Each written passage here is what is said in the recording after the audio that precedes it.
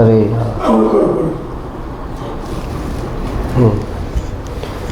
મંગલમ ભગવાન વીરો મંગલમ ગૌતમો ગણી મંગલમ કુંદ કુંદાર્યો ધર્મોસ્તુ મંગલમ સર્વમંગલ માંગલ્યમ સર્વકલ્યાણકારકમ પ્રધાનમ સર્વધર્માણામ જૈનમ જયતુ શાસનમ જૈનમ જયતુ શાસનમ.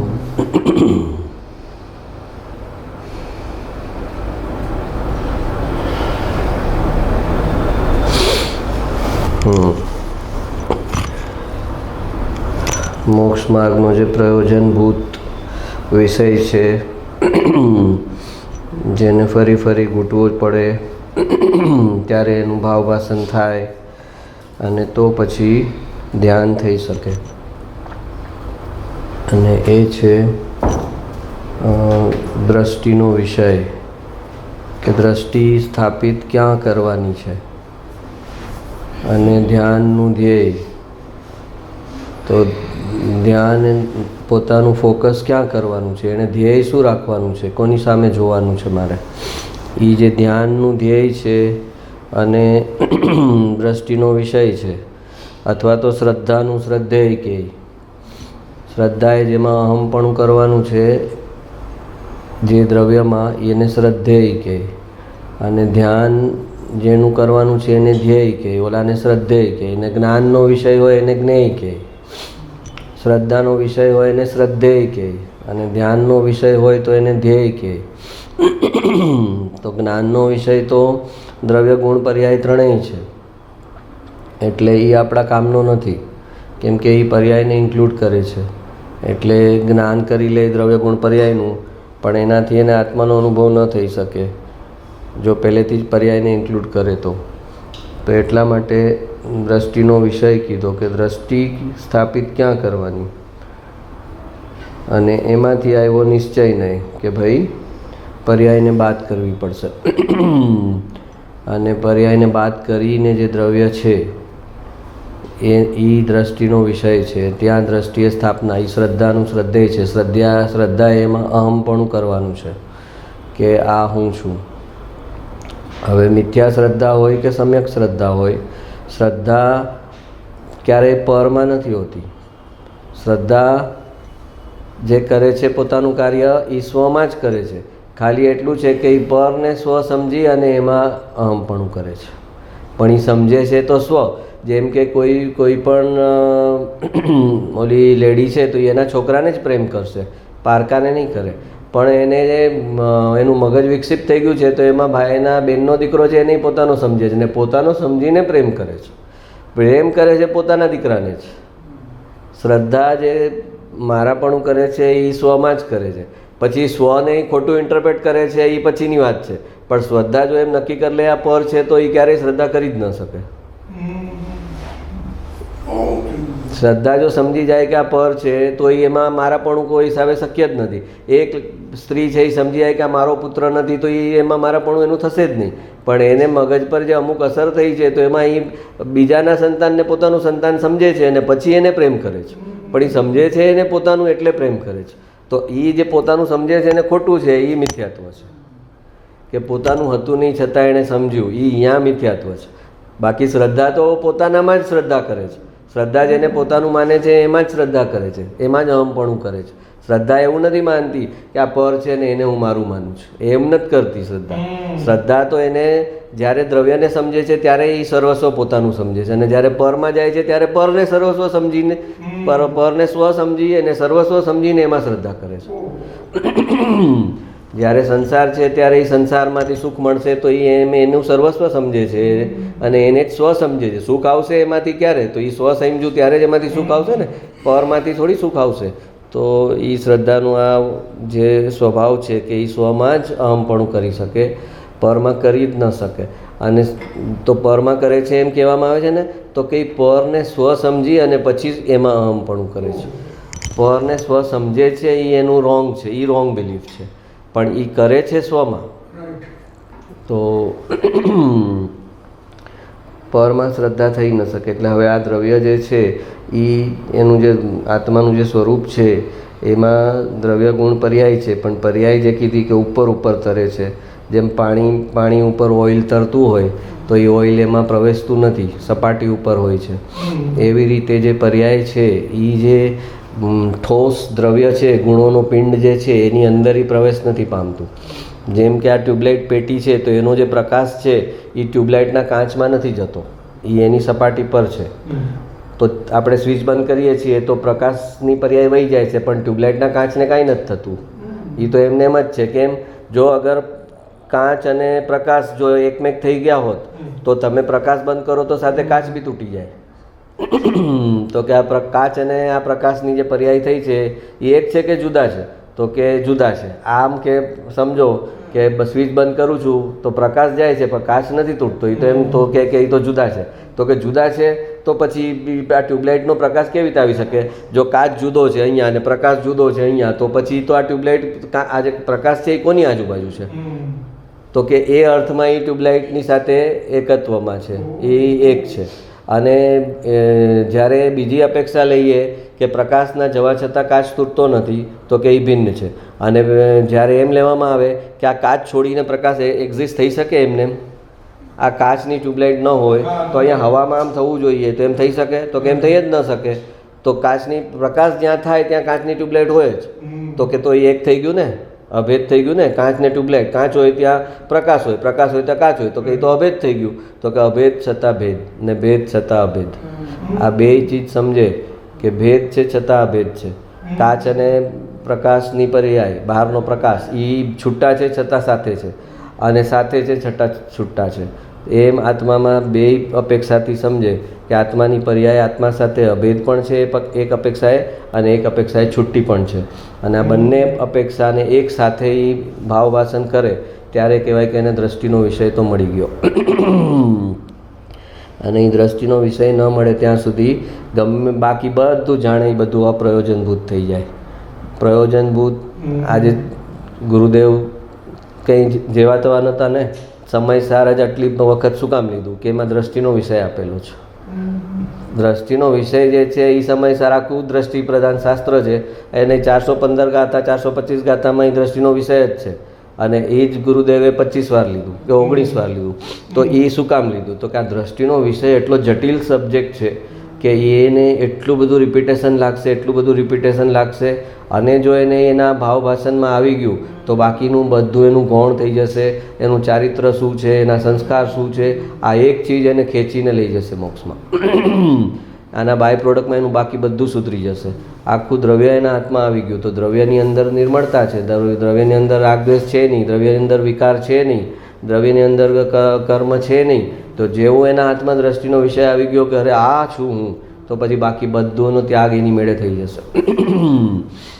એટલે પણ એનું જ નુકસાની, એનું જ સાઈડ ઇફેક્ટ એ છે કે માણસ નિશ્ચયાભાસી થઈ જાય છે કે ઓ હું આ જ છું તો પછી આ બાજુ મારે કંઈ કરવાનું જ નથી.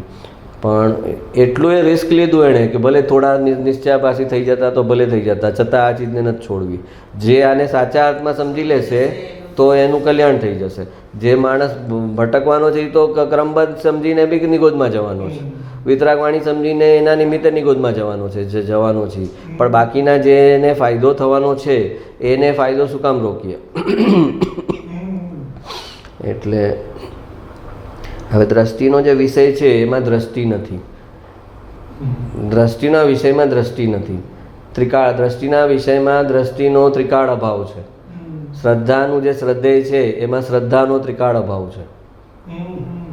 શ્રદ્ધાનું જે શ્રદ્ધેય એટલે એ દ્રવ્ય, એમાં શ્રદ્ધાની કોઈ પર્યાય છે જ નહીં. એને એમ છે નહીં કે હું દ્રવ્ય છું. તો શ્રદ્ધાનું જે શ્રદ્ધેય છે એમાં શ્રદ્ધાનો ત્રિકાળ અભાવ છે. અને જે ધ્યાનનું જે ધ્યેય છે એમાં ત્રિકાળ ધ્યાનનો અભાવ છે.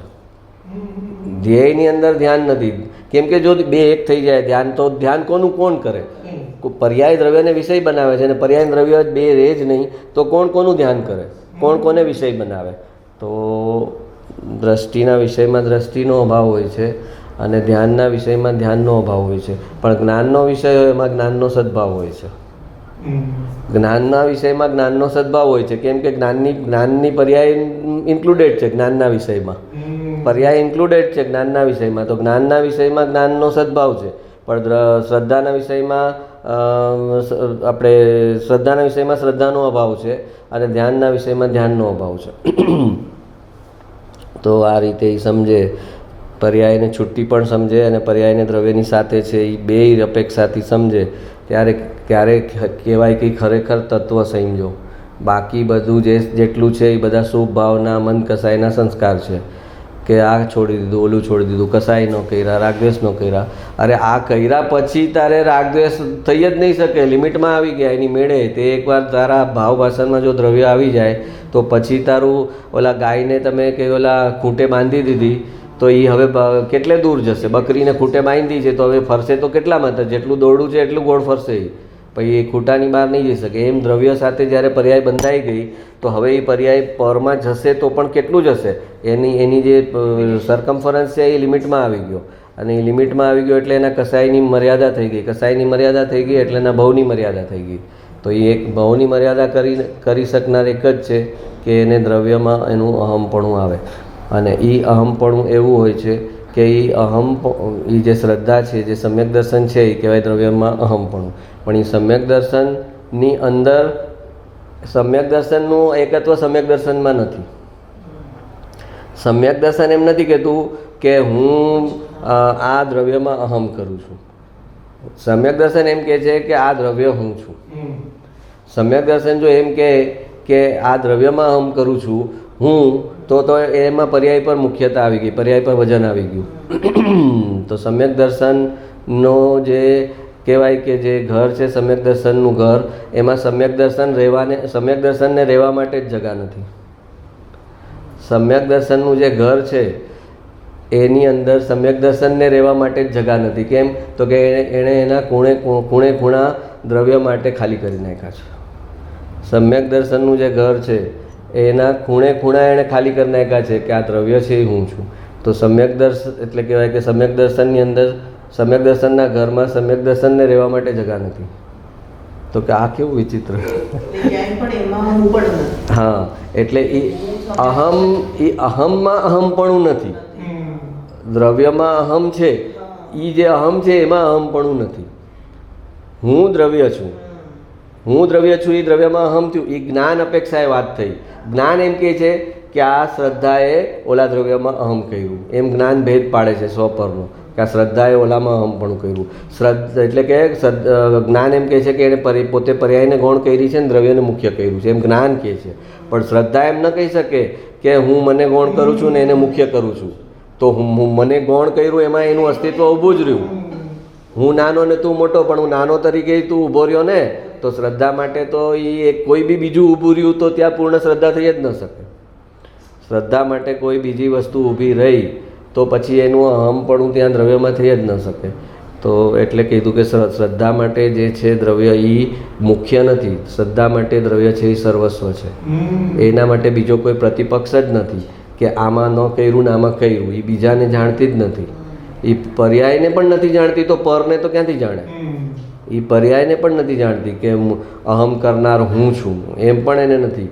અહમ આમાં થયું છે, અને અહમ એ રીતે થયું છે કે એ હું છું. એમાં અહમ કર્યું એમ નહીં, એ હું છું.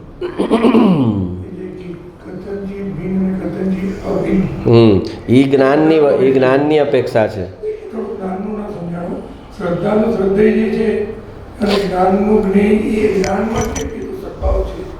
જ્ઞાનને દ્રવ્ય ગુણ પર્યાય ત્રણેયને વિષય બનાવવાના છે. જ્ઞાનના વિષયમાં ત્રણેય આવે, દ્રવ્ય ગુણ પર્યાય. તો જ્ઞાનના વિષયમાં જ્ઞાનનો સદભાવ છે, પણ શ્રદ્ધાના વિષયમાં શ્રદ્ધાનો સદભાવ નથી. ધ્યાનના વિષયમાં ધ્યાનનો સદભાવ નથી, પણ જ્ઞાનના વિષયમાં જ્ઞાનનો સદભાવ છે. જ્ઞાને ત્રણેયને જાણવાના છે, દ્રવ્ય ગુણ પર્યાયને. જ્યારે શ્રદ્ધાએ ખાલી દ્રવ્યમાં જ અહમપણું કરવાનું છે.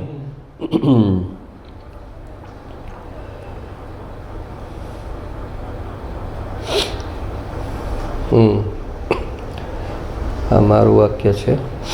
જેમ કોઈ કફ સિરપનો ઉપયોગ નશો કરવા માટે કરે તો એમાં ડૉક્ટર શું કરે?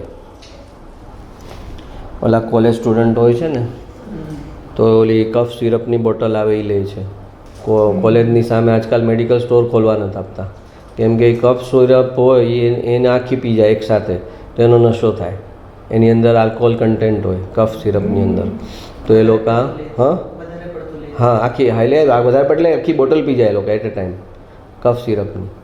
તો જેમ કોઈ કફ સિરપનો ઉપયોગ નશો કરવા માટે કરે તો એમાં ડૉક્ટર શું કરે? તો કે હવે કફ સિરપ બેન કરી નાખો એમ થોડી થઈ શકે. હવે ભાઈ થોડા ઘણા એનો મિસયુઝ કરે છે, કેટલા કરતા હશે? તો કે ભાઈ 10,000 10 જણા મિસયુઝ કરતા હશે. તો એના માટે તમે કહો કે કફ સિરપ જ ન કરો તો થોડી ચાલે. એમ કોઈ નિશ્ચયના શાસ્ત્રોનો ઉપયોગ સ્વચ્છંદને પોષણ આપવા કરે તો એમાં જ્ઞાની શું કરે? એટલે કે નિશ્ચયના શાસ્ત્રો બતાવે નહીં, નિશ્ચયના શાસ્ત્રોનો સાર ન સમજાવે, એવું કરે જ્ઞાની? તો કે એવું થોડી કરે કે ભાઈ એની જે કંઈ હશે યોગ્યતા એ પ્રમાણે ઊંધું સમજવાનું હશે તો સમજશે.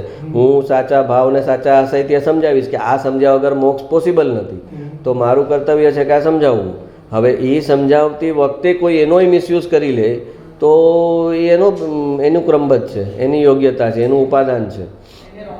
હા, એટલે એના માટે નિશ્ચયના શાસ્ત્રોને તમે કે નિશ્ચયના સિદ્ધાંતો જેમ ગુરુદેવે ક્રમબદ્ધ સમજાવ્યું તો કે આ તમે તો સમાજને ઝેરના ઇન્જેક્શન મારો છો, પછી કોઈ પૂજા ભક્તિ કરશે નહીં, મોક્ષનો પુરુષાર્થ નહીં કરે, સમ્યક દર્શનનો પુરુષાર્થ નહીં કરે, કે ક્રમબદ્ધ છે, મારે તો કંઈ કરવાનું જ નથી, હું તો અકર્તા છું, અને ભગવાને કેવળ જ્ઞાનમાં જોયું છે મારું સમ્યક દર્શન ક્યારે છે, તો એ સમય થઈને રહેશે.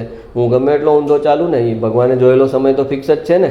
તો કે તું એક વરફ કે છે ભગવાને જોયેલું થશે, હા, તો ભગવાને જોયેલું થશે એમ તે ક્યાં નિર્ણય કર્યો? કેવી રીતે નિર્ણય કર્યો? અને આધાર શું છે તારો? બારોબાર સાંભળીને નિર્ણય કર્યો જ? તો બારોબાર સાંભળીને નિર્ણય કરેલો એ એમ કે ભગવાને જોયું છે ને થશે ને તો ઊંધો ચાલુ તો પણ વાંધો નથી ને.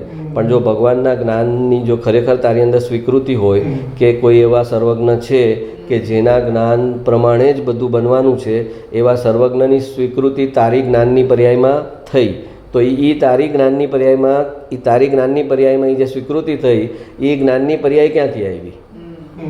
એ તારી જ્ઞાનની પર્યાય ક્યાંથી આવી જે એમ કહે છે કે સર્વજ્ઞ જોયું હશે એ પ્રમાણે થશે? તો કે એ તારી જ્ઞાનની પર્યાય તારા જ્ઞાયક ભાવમાંથી આવી, તારા જ્ઞાયા દ્રવ્યમાંથી આવી, તારા ધ્રુવ દ્રવ્યમાંથી જ્ઞાનની પર્યાય આવી છે. તો તું જો એમ કે સર્વજ્ઞએ જોયેલું જો થશે એમ બહાર સર્વજ્ઞને જોતો હોય તો અંદર તારે તારા દ્રવ્યને જોવું પડે. તો પછી કહેવાય કે તે સાચા અર્થમાં આ ચીજ બોલી છે. બાકી તો તે પર્યાય ઉપર દ્રષ્ટિ કરીને જ કીધું છે કે પર્યાય ક્રમબદ્ધ છે. દ્રવ્ય પર દ્રષ્ટિ કરીને નથી કીધું કે પર્યાય ક્રમબદ્ધ છે. પર્યાય પર દ્રષ્ટિ કરીને કહે છે પર્યાય ક્રમબદ્ધ છે. તો એ પર્યાય પર દ્રષ્ટિ કરીને પર્યાય ક્રમબદ્ધ છે કે તો એ મિથ્યાત્વ છે. પણ દ્રવ્ય ઉપર દ્રષ્ટિ, એક બહાર જે છે એ સર્વજ્ઞ પર દ્રષ્ટિ કે ભાઈ સર્વજ્ઞએ જોયું એમ થશે, તો કે એ તે કેવી રીતે નિર્ણય કર્યો? તો કે મેં મારા જ્ઞાનની પર્યાયમાં નિર્ણય કર્યો. તો કે એ જ્ઞાનની પર્યાય ક્યાંથી આવી? તો કે મારા જ્ઞાન સ્વભાવમાંથી આવી. તો કે ત્યાં તારી જ્ઞાન સ્વભાવ પર દ્રષ્ટિ ગઈ તો પછી તો કે સર્વજ્ઞએ જોયું એમ થશે. તારો જ્ઞાન સ્વભાવ તને દ્રષ્ટિમાં તારો જ્ઞાન સ્વભાવ આવે પર તારી દ્રષ્ટિ ગઈ તો તું અકર્તા થઈ ગયો. તો પછી હવે તું કહી શકે કે સર્વજ્ઞએ જોયું છે એમ થશે. એટલે નિશ્ચયના શાસ્ત્ર જે છે એ ગુરુદેવે આ 25 વર્ષ એકનું એક શાસ્ત્ર સમજાવ્યું સમયસાર. એનું કારણ એ છે કે જો એ રાઈટ વેમાં સમજશે, અને જે રાઈટ વેમાં સમજશે એ પર્યાયનું જ્ઞાન કરશે જ કરશે, એકાંત નહીં કરે કે દ્રવ્યને સમજી લીધું, દ્રવ્ય પર દ્રષ્ટિ કીધી છે તો દ્રષ્ટિ દ્રવ્ય પર ગઈ ત્યારે જ્ઞાનનું કામ શું છે? તો જ્ઞાનનું કામ છે પર્યાયનું જ્ઞાન કરવાનું. જ્ઞાનનું કામ છે પર્યાયનું જ્ઞાન કરવાનું. તારી દ્રષ્ટિ એટલી પાવરફુલ થઈ ગઈ કે દ્રવ્યને પકડે, તો એ સમયે તારું જ્ઞાન એટલું બુઠ્ઠું છે કે પર્યાયના ન પકડે, પર્યાયને પરિણામને ન પકડે એવું બને. તો કે જેની દ્રષ્ટિ દ્રવ્યને પકડી લે એનું જ્ઞાન એક એક પરિણામને પકડે. એનું જ્ઞાન એટલું સૂક્ષ્મ થઈ જાય કે એક પણ પરિણામ એના જોયા વગરનું ન જાય. તો ત્યારે કહેવાય કે એ દ્રવ્ય દ્રષ્ટિ થઈ.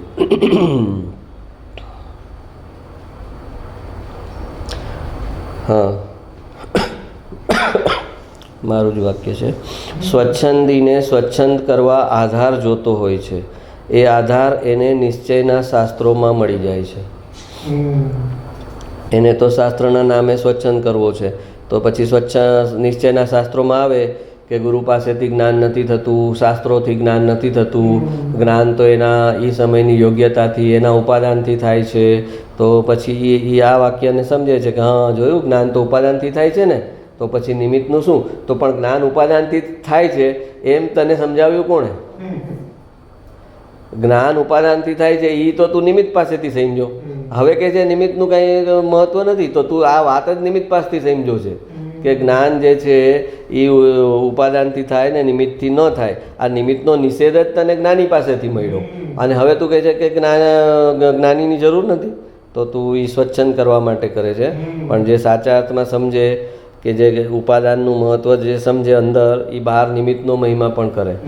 અને જે બહાર જેના હાથમાં હજી ઉપાદાન આવ્યું જ નથી એ નિમિત્તનો નિષેધ કરે. ઉપાદાન અંદર હોય જેનું જાગૃત, એ નિમિત્તનો ક્યારેય નિષેધ કરે નહીં, નિમિત્તનો મહિમા કર્યા વગર રહે નહીં. અને જેને હકીકતમાં ઉપાદાન સાથે કોઈ અંદર યોગ્યતા જ નથી થઈ, કનેક્શન જ નથી થયું, એ નિમિત્તનો નિષેધ કરે કે નિમિત્તથી કાર્ય નથી થતું ને, નિમિત્તની તો ખાલી હાજરી હોય છે, નિમિત્ત કાંઈ કરતું નથી, એટલે આપણે તો આપણા ઉપાદાનથી કરશું. અને એ આ બધા શાસ્ત્રના વાક્યો જે છે એને રાઈટ કન્ટેક્સમાં ન સમજે અને આઉટ ઓફ કન્ટેક્સ સમજે અને સ્વચ્છંદ કરે. અને એને આધાર જે છે એ આ નિશ્ચયના શાસ્ત્રોમાં મળી જાય છે. સ્વચ્છંદીને સ્વચ્છંદ કરવા આધાર જોતો હોય છે, એ આધાર એને નિશ્ચયના શાસ્ત્રોમાં મળી જાય છે.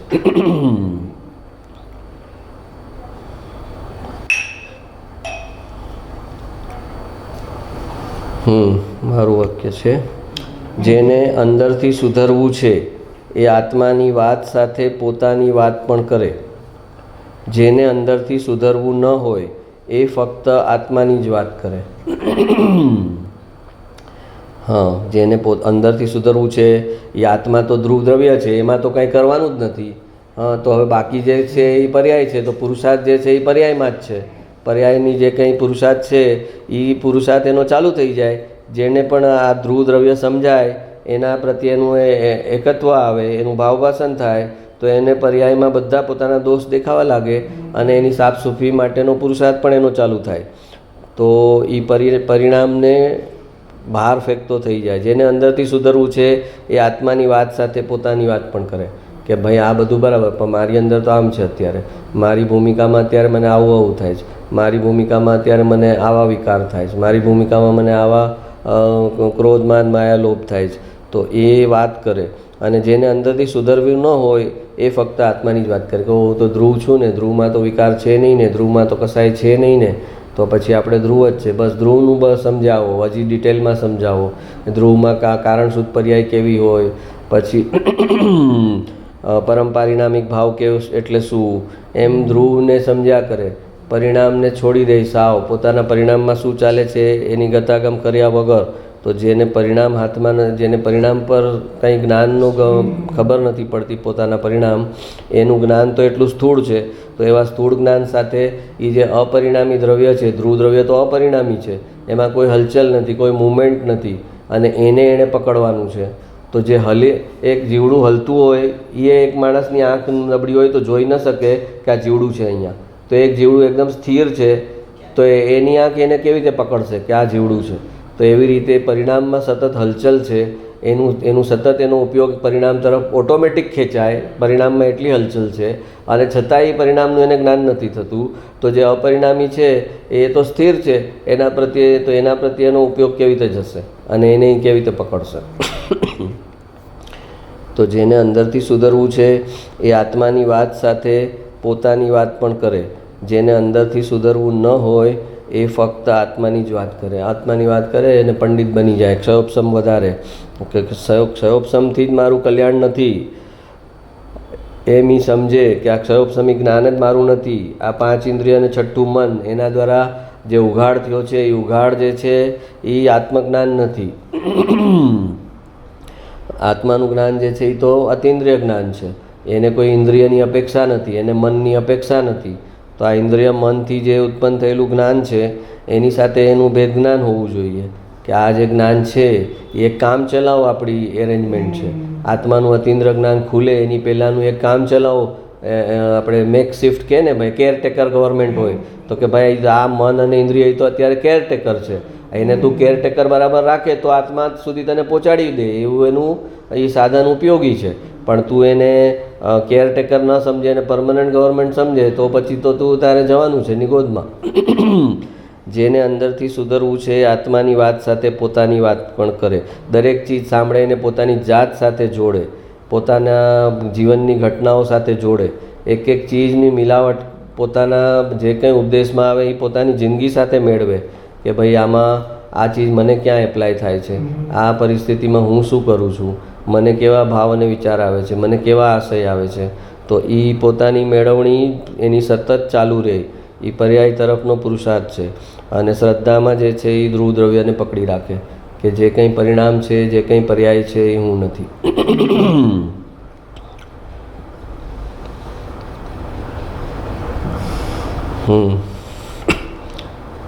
ક્ષણિક ઉપાદાન નિરપેક્ષ હોવાને કારણે એને નિમિત્તની અપેક્ષા નથી, તેમજ ત્રિકાળી ઉપાદાનની અપેક્ષા પણ એને નથી. આપણે કીધું કે ઉપાદાનના જે બે પ્રકાર છે, એક ત્રિકાળી ઉપાદાન અને એક ક્ષણિક ઉપાદાન. તો કે જે ક્ષણિક ઉપાદાન છે એ શેનાથી છે? એ નિરપેક્ષ છે, એટલે કે એ નિમિત્ત પર ડિપેન્ડન્ટ નથી. નિમિત્ત એટલે અહીંયા શું લેવાનું? કર્મ. તો કે પર્યાય જે થવાની છે એ ક્ષણિક ઉપાદાન પ્રમાણે થવાની છે. એમાં એને આજે સમ્યક દર્શન થવાનું છે તો એની પોતાની એ સમયની યોગ્યતાથી પર્યાય થવાની છે, એને નિમિત્તની અપેક્ષા નથી. એટલે કે દર્શન મૌન્ય કર્મ હટે તો સમ્યક દર્શન થાય એવી અપેક્ષા એને નથી. હા, એ બંને સાથે થવાનું જ છે, એ વસ્તુ અલગ છે. પણ જે ઉપાદાન છે એને ખબર બી નથી કે આ કર્મ અહીંયા છે ને એ હટશે તો મને સમ્યક દર્શન થાય. જો એમ અભિપ્રાય રાખે કે કર્મ હટે તો મને સમ્યક દર્શન થાય તો એને અનંત કાળે બી સમ્યક દર્શન ન થાય. જેને સમ્યક દર્શન થવાનું છે એ કર્મ સામે જોતો જ નથી. કર્મ જે છે એ નિમિત્ત છે અને નિમિત્ત સામે જોવાનું બંધ કરે છે અને પોતાના ઉપાદાનમાં એકાગ્ર થાય છે. તો ઉપાદાનમાં એકાગ્ર થાય છે એ જ સમયે નિમિત્ત જે છે એ હટી જાય છે એની મેળે, એને હટાવવું નથી પડતું. તો કે છે ક્ષણિક ઉપાદાન નિરપેક્ષ હોવાને કારણે એને નિમિત્તની અપેક્ષા નથી કે આ દર્શન મૌન્ય કર્મનો ઉપશમ થયો કે ક્ષય થયો તો પછી અહીંયા ઉપશમ સંકિત થયું, ક્ષય થયો તો ક્ષાયિક સંકિત થયું. તો કે એવી અપેક્ષા પર્યાયને નથી. પર્યાયનું જે ક્ષણિક ઉપાદાન છે એ નિરપેક્ષ છે, એને અહીંયા બહાર શું થાય છે એની ખબર પણ નથી. એને એ પોતે પોતાનામાં એકાગ્ર થાય છે અને એના સટકારક અને એની એ સમયની યોગ્યતાથી એ સમ્યક દર્શન થાય છે. એ સમયે પછી દર્શન મૌન્ય કર્મનો અભાવ હોય જ છે. એ વસ્તુ અલગ છે કે દર્શન મૌન્યનું કર્મ તો કે દર્શન મૌન્ય ઊભું હોય ને સમ્યક દર્શન થઈ શકે તો કે ન થઈ શકે. પણ આત્મા દર્શન મૌન્યને કાઢવા જતો નથી, કેમ કે દર્શન મૌન્ય કર્મ છે એ જળ છે, એની એ કર્મની રજકણો છે. તો એ તો નોન લિવિંગ જડ પર છે અને આત્મા ચેતન છે. તો ચેતન જે છે એ જળની પર્યાય ન કરી શકે, એને ખેરવી ન શકે, એને બદલાવી ન શકે, એને આત્મા લાગેલી છે તો એને નીચે ન કરી શકે. તો અને એટલે કીધું ક્ષણિક ઉપાદાન નિરપેક્ષ હોવાને કારણે એને નિમિત્તની અપેક્ષા નથી, તેમજ ત્રિકાળી ઉપાદાનની અપેક્ષા પણ એને નથી. જે ત્રિકાળી ઉપાદાન ધ્રુવ દ્રવ્ય છે એ વ્યવહારથી એમ કહેવાય કે પર્યાય દ્રવ્યનો આશ્રય લીધો એટલે સમ્યક દર્શન થયું. તો કે એમ જો ત્રિકાળી ઉપાદાન કંઈક કરતું હોત હેલ્પ પર્યાયને તો ત્રિકાળી ઉપાદાન તો મોજૂદ જ છે, કાયમનું મોજૂદ છે. તો હજી આટલા અનાદિકાળથી હજી સુધી સમ્યક દર્શન કેમ નથી? એક પર્ટિક્યુલર મુમેન્ટે જેણે હેલ્પ કરી, અનાદિકાળથી હેલ્પ નહોતું કરતું ને એક સમયે હેલ્પ કરી, તો કે એમ કેમ કર્યું? તો કહે છે કે ક્ષણિક ઉપાદાન નિરપેક્ષ હોવાને કારણે એને નિમિત્તની અપેક્ષા નથી, તેમજ ત્રિકાળી ઉપાદાનની અપેક્ષા પણ એને નથી કે એ ત્રિકાળી અપેક્ષા એટલે કંઈક મને હેલ્પ કરશે. તો કે જે ક્ષણિક ઉપાદાન છે એ પોતાના સટકારકથી થશે અને એમાં ત્રિકાળી ઉપાદાન કાંઈ કરવાનું નથી, નિષ્ક્રિય જ રહેવાનું છે. મિથ્યાત્વ વખતે પણ ત્રિકાળી ઉપાદાન નિષ્ક્રિય છે અને સમ્યક દર્શન વખતે પણ ત્રિકાળી ઉપાદાન નિષ્ક્રિય છે. ત્રિકાળી ઉપાદાનનો મતલબ જ એ છે કે એ નિષ્ક્રિય, એ કાંઈ જ કરે નહીં.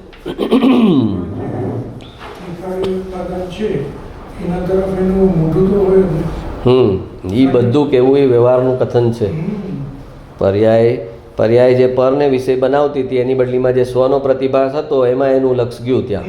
હા, એ સ્વમાં લક્ષ ગયું એટલે એમ કહેવાનું કે એનું દ્રવ્યની સન્મુખ થઈ.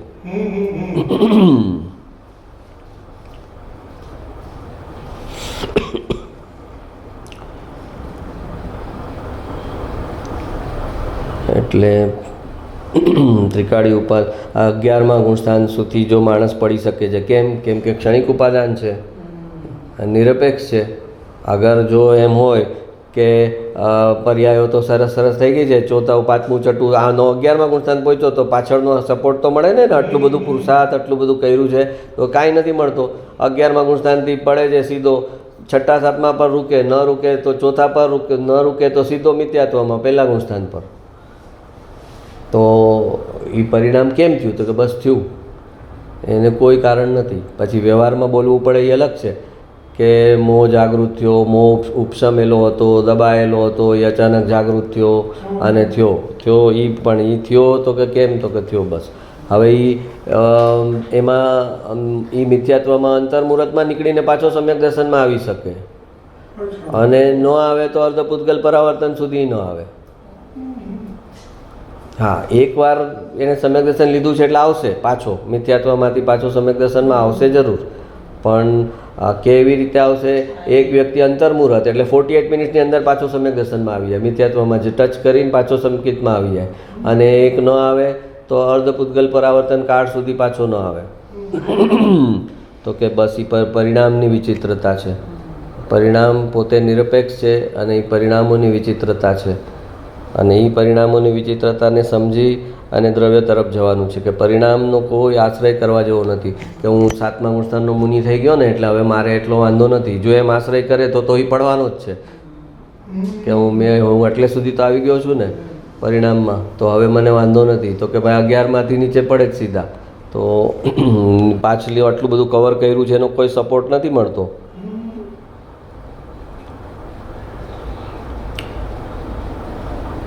પણ પર્યાયને જે આટલી સ્વતંત્ર જુએ એની દ્રષ્ટિ દ્રવ્ય ઉપર પડ્યા વગર રહે જ નહીં. પર્યાયને સ્વતંત્ર જુએ છે તો પછી દ્રવ્ય સ્વતંત્ર તો ત્રણેય કાળનું પડ્યું છે એનું શું? તું ક્ષણિક પર્યાયને તું કહે છે સ્વતંત્ર છે ને થાય છે, હા તો પણ તો ઓલું ત્રણેય કાળથી સ્વતંત્ર પડ્યું છે એમને એમ, તો ત્યાં તારી દ્રષ્ટિ જાય જ.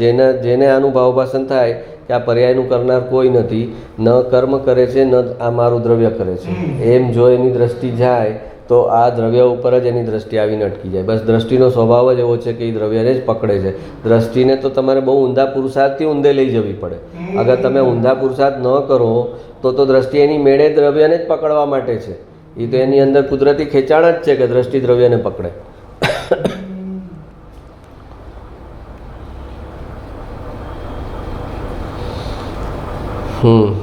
દ્રષ્ટિના નિદાન વાક્ય 72.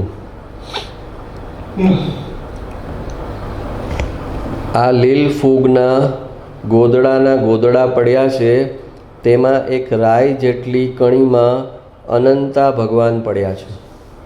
આ લીલ ને ફૂગ જોઈએ આપણે, પાણીની ઉપર થયેલી હોય, રસ્તામાં ઘાસ, તો કહે છે કે એમાં એક રાઈ જેટલી કણીમાં અનંતા ભગવાન પડ્યા છે. એટલે કે અનંતા આત્મા, અનંતા જીવ છે એમાં, જે મોક્ષે જવાના છે ભવિષ્યમાં.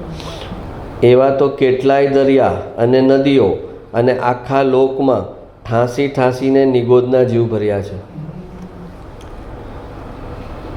એ બધા પણ ભગવાન છે. અહો, એ બધાને મોટા માનવામાં ખરેખર પોતાની આત્માની મોટપ છે. એકેન્દ્રિય જીવને બી ભગવાન ગણવા તો કે ઈ તું જે ગણે એ તારી મોટપ છે, કે તે એની પર્યાયને ન જોઈ અને તે એની જે દ્રવ્ય છે એને જ તું જુએ છે, એની પર્યાયને ગૌણ કરે છે કે એકેન્દ્રિયમાં લીલ ફૂંગમાં છે, પણ એ જીવ સિદ્ધશિલા પર કેવળ જ્ઞાનમાં સિદ્ધ પર ત્યાં પણ દેખાય છે કે જે અત્યારે નિગોદમાં જેટલા જીવો છે એટલા બધા જ જીવો કેવળ જ્ઞાનમાં જ્યારે સિદ્ધ થવાના છે એ સમયે ત્યાં સિદ્ધશિલા પર પણ દેખાય છે ભગવાનને. તો ભગવાન કે કોને માનવાની? એની લીલ ફૂગની પર્યાયને માનવાની કે સિદ્ધની પર્યાયને માનવાની? તો કે બસ એ જીવ છે, એનું ધ્રુવ દ્રવ્ય છે એ બંનેથી નિરપેક્ષ છે. એ લીલ ફૂગવાળી પર્યાય છે એનાથી એ નિરપેક્ષ છે, અને સિદ્ધની પર્યાય છે એનાથી એ નિરપેક્ષ છે, અને એ જીવ તત્વ છે. બસ અમે એટલું જોઈએ છે કે એ પરમાત્મા થવાની શક્તિવાળો જીવ છે. પછી લીલ ફૂગમાં હોય તો પણ અને પરમાત્મા થઈ ગયો હોય તો પણ એ જીવ તત્વ છે. અને એમ જોવું એ કહે છે કે એમાં તારી પોતાની મોટપ છે કે તે પર્યાયને મુખ્ય ન કરી, એના પર્યાયમાં બહાર જે કંઈ વેશ છે એને તે મુખ્ય ન કર્યું, અને એની અંદર જે તત્વ છે, સત્વ છે એને મુખ્ય કરીને કીધું કે આ બધા ભગવાન છે.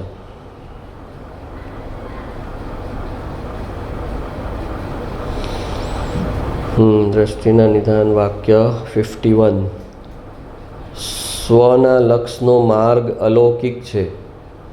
આ તો વિતરાગનો માર્ગ છે. વિતરાગ કહે છે કે તું મારી સામું ન જો. આ વિતરાગ સિવાય બીજું કોણ કહી શકે? સ્વના લક્ષનો માર્ગ અલૌકિક છે. કહે છે કે આપણો જે વિતરાગ મોક્ષ માર્ગ છે એમાં તને સ્વનું જ લક્ષ કહેશે કરવાનું, બીજી કોઈ ચીજનું મહત્ત્વ નહીં આપે. સ્વનું લક્ષ કરવા ઉપર જ ભાર આવશે. તો કે આવું કોણ કહી શકે કે અમારા સામે પણ ન જોતું? સ્વના લક્ષનો માર્ગ અલૌકિક છે. આ તો વિતરાગનો માર્ગ છે. વિતરાગ કહે છે કે તું મારી સામે ન જો. તું મારી સામે જઈશ તો તારી જે ગતિ જે થવી જોઈએ, ચૈતન્યની જે ગતિ થવી જોઈએ, મોક્ષ ગતિ, એ નહીં થાય. મારી સામે જોવાથી તારી મોક્ષ ગતિ નહીં થાય.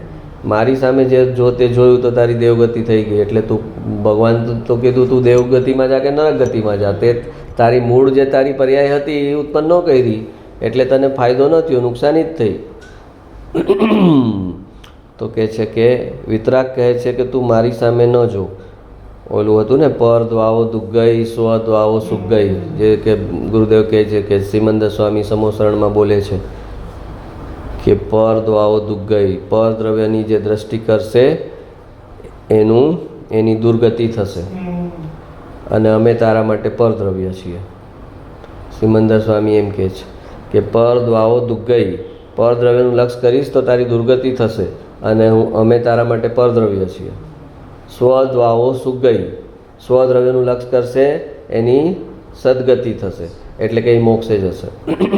તો તું સ્વદ્રવ્ય પર, તારા દ્રવ્ય પર લક્ષ કર, ત્યાં દ્રષ્ટિ સ્થાપિત કર. અને આણે મને બતાવ્યું એટલે એની દ્રષ્ટિ કરવું એમ અટક નહીં. ત્યાં આપ છેલ્લો પ્રશસ્ત રાગ છોડવાની વાત છે. સિદ્ધાંતમાં પ્રશસ્ત રાગ ઉપાદેય ન હોઈ શકે. સિદ્ધાંતમાં પ્રશસ્ત રાગને હેય જ રાખવો પડે. તો ભગવાન સિદ્ધાંતથી વાત કરે ત્યારે એમ કહે કે તું મારી સામે જોઈશ તો પણ તારી દુર્ગતિ થશે. પણ તો ભગવાન સામે જોવાથી જો દુર્ગતિ થતી હોય તો સંસારના લોકો સામે જોવાથી કેવી ગતિ થશે? તો કે પહેલાં ત્યાંથી તો પાછો ફર. સંસાર તરફ તારી દ્રષ્ટિ જ્યાં છે, સંસારના સુખો પર તે તારી દ્રષ્ટિ છે, તો તારી કેવી દુર્ગતિ થશે? તો ભગવાન એમ કહે છે મારી સામે જોઈશ તો દુર્ગતિ થશે. તો બાકી તો બધા એમાં નીચેના તો કેટલા બધા ગૌણ થઈ ગયા. તો કે એ બધું વટાવ્યું ન હોય ને કે હા જો ભગવાને કીધું ને મારી સામે જોઈશ તો દુર્ગતિ થશે, તો કે ચાલો આપણે સમોસરણની બહાર.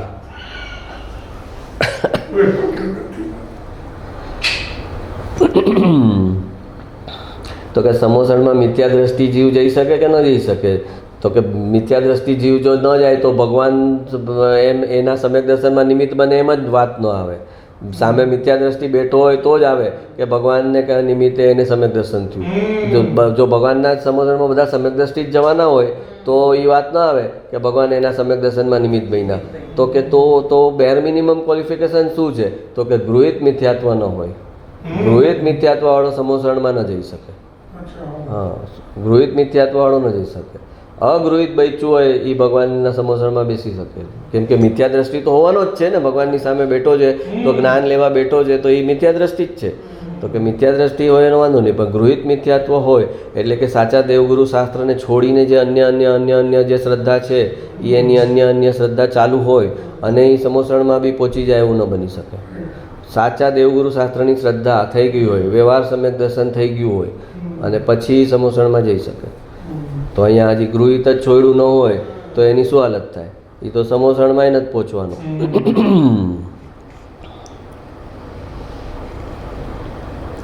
સ્વના લક્ષનો માર્ગ અલૌકિક છે. આ તો વિતરાગનો માર્ગ છે. વિતરાગ કહે છે કે તું મારી સામું ન જો.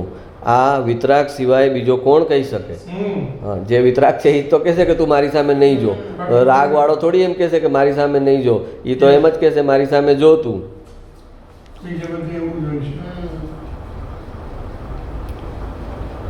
તો કે આમાં સમજો કૃપાળુદેવે એક ભાઈને એમ કીધેલું કે તમે અમારો તમારો સંબંધ બહુ આગલા ભાવોથી ચાલતો આવ્યો છે અને અમે તમારું ખૂબ સારું કલ્યાણ કરી શકીએ એવી પોઝિશનમાં આવતા ભાવમાં હશું. અમારી અત્યારે જે કંઈ અમારી સ્થિતિ છે એમાં આવતો ભાવ તમારો બહુ બેસ્ટ ભાવ હશે અને અમારી એમ ઈચ્છા છે કે અમે તમારું આવતા ભાવમાં બી કલ્યાણ કરી શકીએ અને હેલ્પ કરી શકીએ આ રસ્તામાં.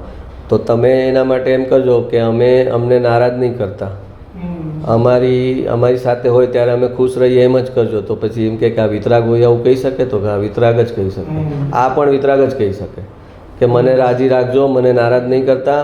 અગર તમે મને નારાજ કરશો તો આપણું ઋણાનુબંધ જે છે એ ખતમ થઈ જશે, તૂટી જશે. તમે ક્યાં પેદા થશો, હું ક્યાં પેદા થઈશ, તમે મારો ટચ જ છૂટી જશે. તો તમે મારી કોઈ વાતનો નિષેધ નહીં કરતા અને હું નારાજ થાઉં એ નહીં કરતા, મને રાજી રાખજો. તો આવતા ભાવમાં અમે તમને બહુ ફાયદો આપી શકીએ એવી પોઝિશનમાં હશું.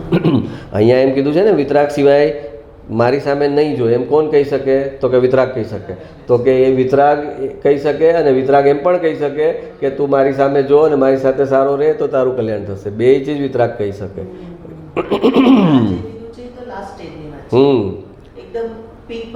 હા,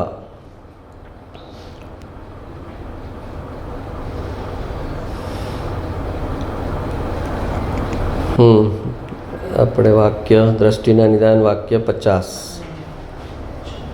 6 ખંડનો ધણી ચક્રવર્તી વિચારે છે કે અહો, આનંદનું કારણ હું પોતે એક છું અને આ બધા દુઃખના કારણો નિમિત્તો છે એમ વૈરાગ્ય થતાં જંટિયા ખેંચતી રાણીઓને કહે છે કે અરે, હવે અમને તમારા બધા પ્રત્યેનો રાગ બળી ગયો છે. જંટિયા ખેંચે, વાળ ખેંચે, એ જેવા કે હું દીક્ષા લઉં છું તો વાળ ખેંચીને રડે. તો કે છે 6 ખંડનો ધણી ચક્રવર્તી વિચારે છે કે અહો, આનંદનું કારણ હું પોતે એક છું અને આ બધા દુઃખના કારણો છે. એની સામ્રાજ્યમાં, ચક્રવર્તીના સામ્રાજ્યમાં દુઃખના કારણ હોય?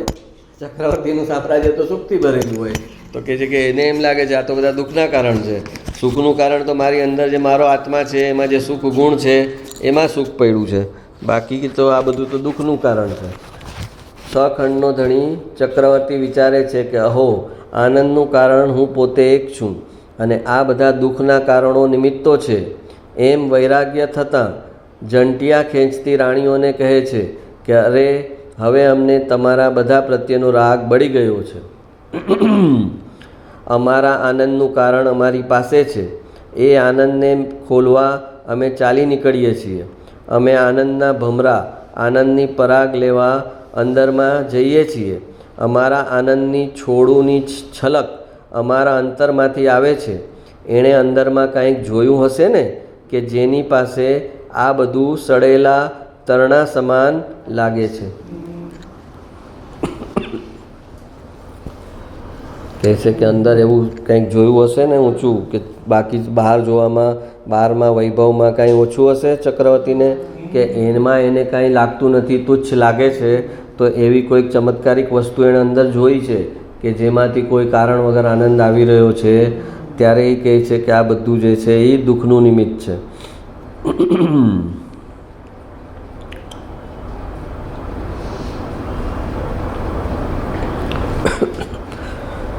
દ્રષ્ટિના નિદાન વાક્ય 33. જેમ માટીના કોરા વાસણમાં પાણીના ટીપાં પડતાં પાણી ચૂસાઈ જાય છે, પાણી દેખાતું નથી, પણ વધુ પાણી પડતાં પાણી બહાર દેખાય છે, તેમ આ પરમાત્મ તત્વની વાત સાંભળતા સાંભળતા હું જ્ઞાયક છું, જ્ઞાયક છું એવા દ્રઢ સંસ્કાર અંદરમાં પડે તો મિથ્યાત્વ ભાવનો રસ મંદ પડતો જાય છે. ઓલું પાણી માટલું લાવે ને, કોરું માટલું, તો એમાં પાણી ભરે તો પહેલાં ભરે તો એ પાણી શોષી લે બધું માટલું. તો કે ક્યાં પાણી તો છે નહીં, ક્યાં નાખ્યું હતું, તમે નાખ્યું હતું? તો હા નાખ્યું હતું. તો કે તો છે તો નહીં અંદર. એમ કહે છે કે તત્વની વાત સાંભળી તો કે ક્યાં એવા ને એવા તો છે, કાંઈ અસર નથી થતી અમને. તો કે એ પહેલાં એ પાણી બધું શોષાતું જાય, પછી ધીમે ધીમે એનો પ્રભાવ દેખાય કે આ તત્વનો જે પ્રભાવ છે શરૂઆતમાં જૂની ડેબિટ હતી એ ક્લિયર કરવામાં ગયું. તો હવે જે જ્યારે ક્રિએટિવ કામ કરશે ત્યારે એનો દેખાશે. એમ કહે છે જેમ માટીના કોરા વાસણમાં પાણીના ટીપાં પડતા પાણી ચૂસાઈ જાય છે, પાણી દેખાતું નથી, એમ શરૂઆતમાં 2-5 વર્ષ તમે તત્વના સંસ્કાર લીધા પણ લોકોને લાગે અરે કાંઈ એવા ને એવા તો છે. અરે 40 વર્ષ સુધી ગુરુદેવને એમ કહેતા આ તો બધા એવા ને એવા તો છે, તમારી પાસે રોજ સાંભળે છે પણ આમનામાં કંઈ ચેન્જ તો આવતું નથી, કાંઈ રૂપાંતરણ તો થયું નથી આનું, એવા ને એવા જ છે. તો ગુરુદેવ કહેતા ભાઈ તું એને ચારિત્રના માપદંડથી માપે છે કે એવા ને એવા જ છે, પણ અંદર મેં એની શ્રદ્ધાને એવી બદલાવી છે કે આપણે પાણી ઓલું ઉકળતું હોય ને 100 ડિગ્રી પર થવાનું હોય વરાળ, તો 99 ડિગ્રી પર સુધી મેં લાવી દીધી છે.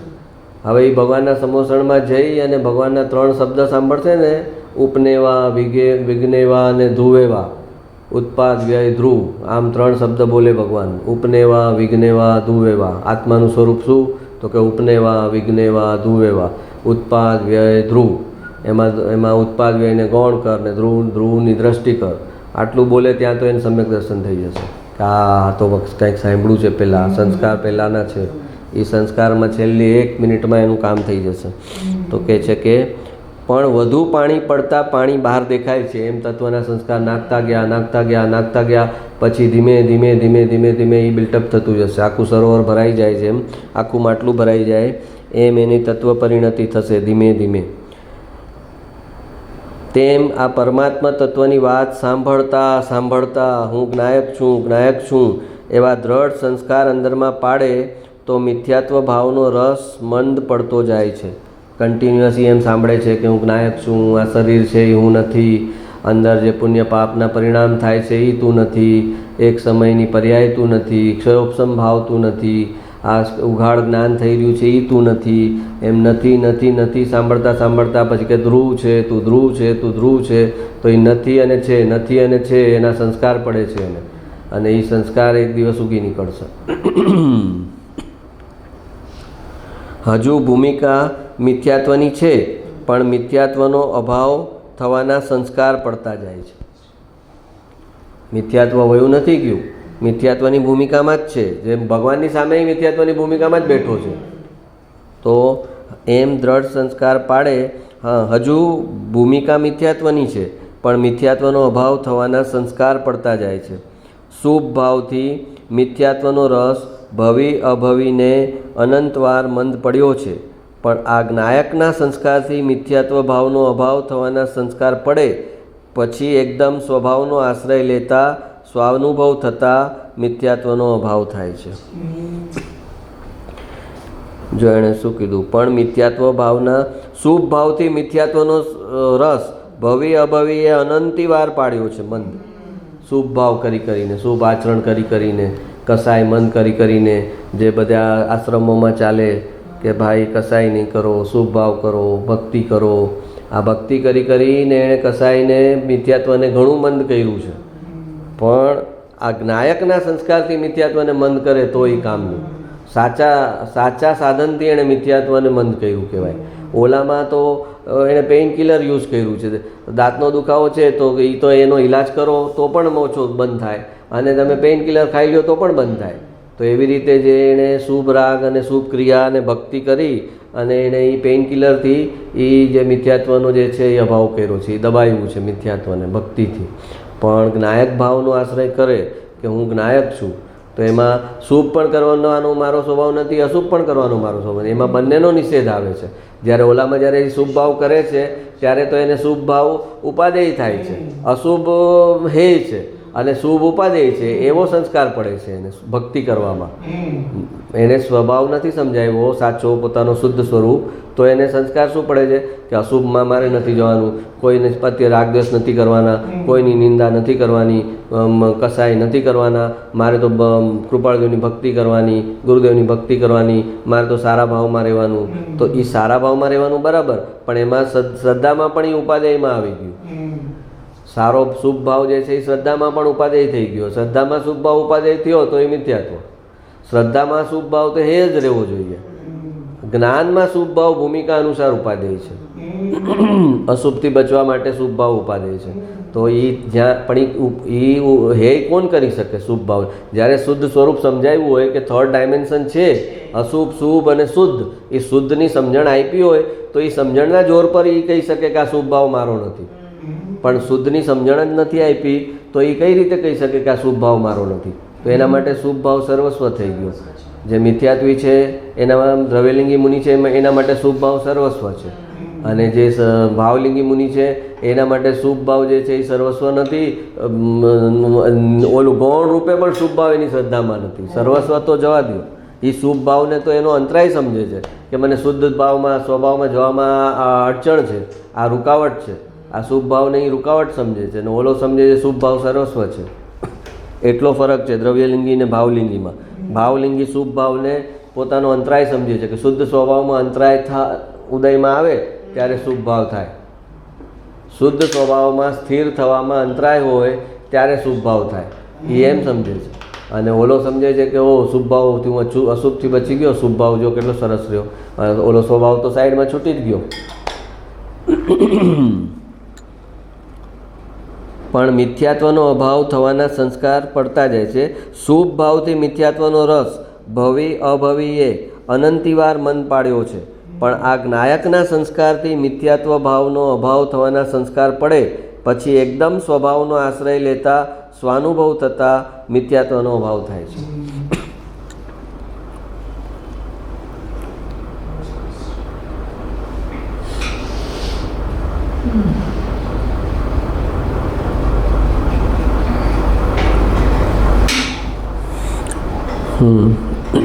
દ્રષ્ટિના નિધાન વાક્ય 23. આનંદનો નાથ એવા શુદ્ધાત્માની પ્રેમથી વાત સાંભળે છે તેને ભાવિ નિર્વાણનું ભાજન કહ્યું છે. આ શુદ્ધાત્માની વાત જે પ્રેમથી સાંભળે છે, સત્સંગમાં જાય છે પ્રેમથી અને શુદ્ધાત્માની વાત સાંભળે છે, બોર નથી થતો, કંટાળતો નથી, તો કહે છે કે એ ભાવિ નિર્વાણનું કારણ, ભાજન એટલે કે આ ભવિષ્યમાં મુક્ત થવાનો છે, એટલે એને આજે આ શુદ્ધાત્માની વાત પ્રેમથી સાંભળવી ગમે છે. એમાં કંટાળો નથી આવતો, બોરિંગ નથી લાગતું અને એને ગમે છે. એ અંદરથી જે ગમે છે એ બતાવે છે કે એને ભવિષ્યમાં મુક્ત થવાનો છે, એટલે એને આ ગમે છે. આનંદનો નાથ એવા શુદ્ધાત્માની પ્રેમથી વાત સાંભળે છે તેને ભાવિ નિર્વાણનું ભાજન કહ્યું છે. એને સાંભળતા દેહથી ભિન્ન છું, કર્મથી ભિન્ન છું, રાગથી ભિન્ન છું ને પોતાથી પરિપૂર્ણ છું એ વાત એને બેસવી જોઈએ, હકાર આવવો જોઈએ. આમાં કંઈ મૂંઝાવા જેવું નથી. સાંભળીને હા પાડતા હકાર આવતા અંદર સંસ્કાર પડતા જાય છે. અહીંયા એકદમ લો લેવલના મુમુક્ષુ માટેની વાતો આ બધા મેસેજમાં છે કે ભાઈ સંસ્કાર તો પાડ, પહેલાં આ ચીજના સમ્યક દર્શન નથી, સમ્યક દર્શન કરવાનું છે તો કે એ તો દૂર છે, પહેલાં આના સંસ્કાર તો પાડ. આનંદનો નાથ એવા શુદ્ધાત્માની પ્રેમથી વાત સાંભળે છે તેને ભાવિ નિર્વાણનું ભાજન કહ્યું છે. એટલે કે આ ભવિષ્યમાં મુક્તિ પામશે, મોક્ષ પામશે. નિર્વાણ એટલે મોક્ષ. એને સાંભળતા દેહથી ભિન્ન છું, કર્મથી ભિન્ન છું, રાગથી ભિન્ન છું ને પોતાથી પરિપૂર્ણ છું એ વાત એને બેસવી જોઈએ, હકાર આવવો જોઈએ. આમાં કંઈ મૂંઝાવા જેવું નથી. સાંભળીને હા પાડતા હકાર આવતા અંદર સંસ્કાર પડતા જાય છે. પછી આ સંસ્કાર નાખીને એની આડીઅવળી ગતિ થઈ હોય તો પણ એમાં એ સંસ્કાર ઊભી નીકળે, પાછો એ હાઈવે ઉપર આવી જાય. આડો અવડો ગલીગુચીમાં ક્યાંય ગયો હોય પણ પાછો આ સંસ્કાર હોય તો એને ખેંચીને પાછો લાવી દે. આ કૃપાળુદેવ વૈષ્ણવમાં વયા ગયા, મહાવીર સ્વામીના શિષ્ય હતા અને પછી અત્યારે તો વૈષ્ણવમાં વયા ગયા અને એ વૈષ્ણવમાંથી પાછા મેઇન હાઈવે પર આવી ગયા કે આપણને જે બચપનથી જે ધર્મ મળેલો છે એ યોગ્ય નથી, એટલે એ પરિપૂર્ણ નથી. જેમાં તીર્થંકરના હસ્તાક્ષર હોય એ જે આગમ હોય એ સાચા અને એ મોક્ષનો રસ્તો. એ આ કન્ક્લુઝન પર આવી ગયા. કેમ કે આગલા સંસ્કાર હતા. એ સંસ્કારને આવરણ થયું હોય તો એ આવરણ પાછું હટી શકે, પણ સંસ્કાર નાખ્યા હોય તો આવે ને વાત. નાખ્યા જ ન હોય તો આવરણ શેનું? નાખ્યા પછી આવરણ આવી જાય છે, તો નથી નાખ્યા એનું શું થશે? સંસ્કાર નાખ્યા છે જેણે એને આવરણ આવે છે, એવા ઉદય આવે છે કે એ સંસ્કારને આવરણ થઈ જાય અને એઝ ગુડ એઝ મિથ્યાત્વી થઈ જાય છે, પણ પાછું એ હટે છે તો પાછા હાઈવે ઉપર આવી જાય છે. તો જેણે આ વાત નાખી જ ન હોય, સંસ્કાર જ ન નાખ્યો હોય તો એનું તો શું થાય?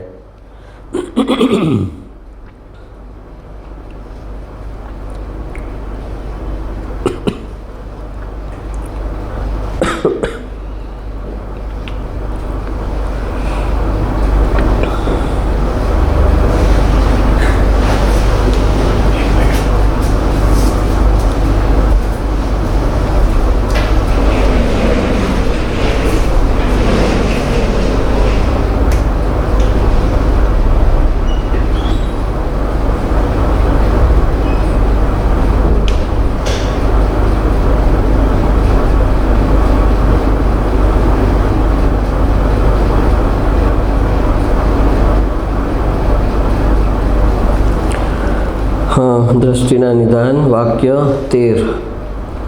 જેમ કૂતરાને કાનમાં કીડા પડે ને તેનું લક્ષ વારંવાર ત્યાં જ જયા કરે, તેમ જેને આત્મા પ્રાપ્ત કરવો છે તેનું લક્ષ વારંવાર આત્માની સન્મુખ થયા કરે, આત્માની ધૂન ચાલ્યા કરે.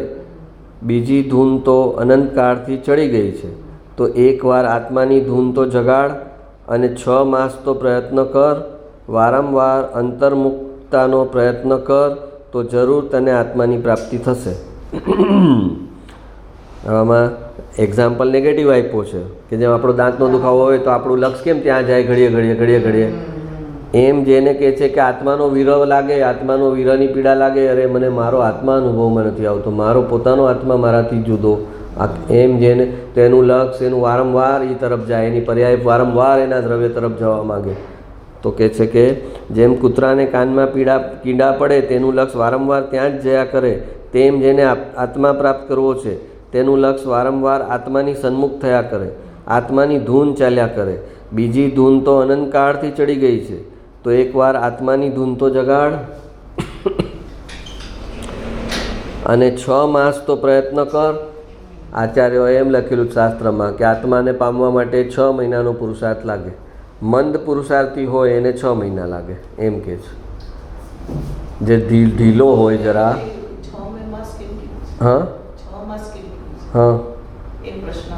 હા કેમ કે એ લોકોએ એમ કીધું છે કે જે ઢીલો પુરુષ હોય, મંદ પુરુષાર્થી હોય, આળસુ હોય થોડો, એને 6 મહિના લાગે. 6 મહિના લાગે એને, બાકીનાને 6 દિવસ લાગે, એમ એનો મતલબ છે.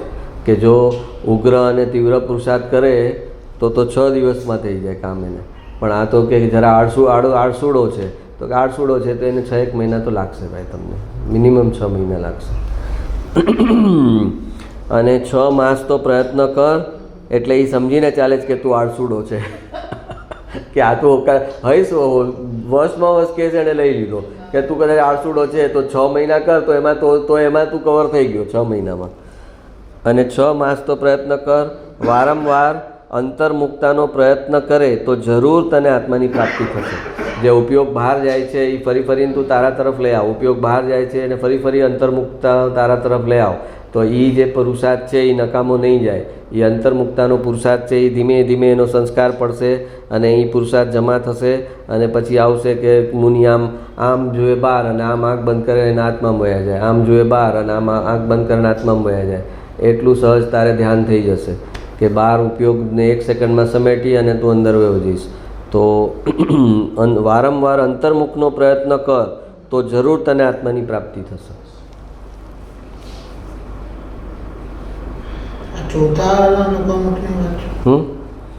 ના, આ 5મા આરામાં ઇન્ક્લુડેડ છે. હા, 5મા આરાના મુનિ માટે જ શાસ્ત્ર લખ્યું ને. કૃપાળુદેવે સમયસર, અરે કુંદકુનાચાર્યદેવે સમયસર કોના માટે લખ્યું? એ પોતે 5મા આરાના મુનિ છે. 5મા આરાના મુનિ છે ને, એ 4થા આરાના મુનિ થોડી છે.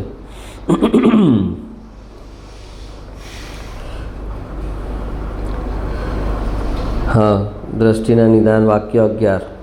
આહા, આખી દુનિયા ભૂલાઈ જાય એવું તારું પરમાત્મ તત્વ છે. અરે રે, 3 લોકનો નાથ થઈને રાગમાં રોડાઈ ગયો. રાગમાં તો દુઃખની જ્વાળા સળગે છે, ત્યાંથી દ્રષ્ટિ છોડી દે અને જ્યાં સુખનો સાગર ભર્યો છે ત્યાં તારી દ્રષ્ટિ જોડી દે. રાગને તું ભૂલી જા. તારા પરમાત્મ તત્વને પર્યાય સ્વીકારે છે, પણ એ પર્યાય રૂપ હું છું એ પણ ભૂલી જા. રાગને તો ક્યાં, એટલે રાગ એટલે મલિન પર્યાય થઈ, અશુદ્ધ પર્યાય થઈ, એને તો ભૂલી જવાની ક્યાં વાત છે? જે પર્યાય તારા દ્રવ્યને સ્વીકારે છે એ શુદ્ધ પર્યાયને પણ ભૂલી જા. એ શુદ્ધ પર્યાય જેટલો તું નથી. અનંતી શુદ્ધ પર્યાય તારા દ્રવ્યમાં પડેલી છે અને એવું દ્રવ્ય અકબંધ છે ને એમાંથી એક સમયની શુદ્ધ પર્યાય આવવાની છે. તો એ શુદ્ધ પર્યાયને બી ભૂલી જા, તો તારા દ્રષ્ટિમાં શુદ્ધ દ્રવ્ય આવશે. ઓલા બેંકમાંથી કોઈ લાખ રૂપિયો લાવે, કોઈના એકાઉન્ટમાં 500 કરોડ હોય અને એ લાખ રૂપિયો લાવે ને ઓ લાખ લાવ્યા કરે, તો કે આ લાખ એવા કરીશ તો ઓલા 500 કરોડ તારા એની દ્રષ્ટિ જશે જ નહીં કે 500 કરોડ છે મારી આગળ, આ લાખની મારે વેલ્યુ નથી કરવાની. તો અહીંયા તો 500 કરોડ ક્યારેક ખલાસ થાય, લાખ આવતા. પણ અહીંયા તો આ અનંત કાળ સુધી બી પર્યાયનો પ્રવાહ ખલાસ નથી થવાનો. શુદ્ધ દ્રવ્ય છે અને શુદ્ધ પર્યાય છે અને એનો અનંત કાળ સુધીનો પ્રવાહ છે. એટલી અનંત 3 આવનારા ભવિષ્યના જેટલા કાળ છે એ બધા સમયની પર્યાયો એટલી પર્યાયો એ દ્રવ્યમાંથી આવવાની જ છે. ક્યારેય પર્યાયનો પ્રવાહ ખૂટી નથી જવાનો. તારા પરમાત્મા તત્વને પર્યાય સ્વીકારે છે, પણ એ પર્યાયરૂપ હું છું એ પણ ભૂલી જા. અવિનાશી ભગવાન પાસે ક્ષણિક પર્યાયના મૂલ્ય શા? પર્યાય તો ઉત્પન્ન થઈ નાશ પામી તો એનું મૂલ્ય શું? ઓલો અવિનાશી છે અને આ તો પર્યાય તો વિનાશી છે, એનો નાશ થાય છે હર સમયે. અવિનાશી ભગવાન પાસે ક્ષણિક પર્યાયના મૂલ્ય શા? પર્યાયને ભૂલવાની વાત છે, ત્યાં રાગ ને દેહની વાત ક્યાં રહી? જ્યાં પોતાની શુદ્ધ નિર્મળ પર્યાયને ભૂલી જવાની વાત કરે છે, ત્યાં તું કે શરીર અને રાગ ને એ બધાની તો વાત જ ક્યાં રહી કે એને તું યાદ રાખે? આહા, એકવાર તો મળદા ઊભા થઈ જાય એવી વાત છે. એકવાર તો મળદા ઊભા થઈ જાય એવી વાત છે, એટલે કે સાંભળતા જ ઉછળીને અંતરમાં જાય એવી વાત છે.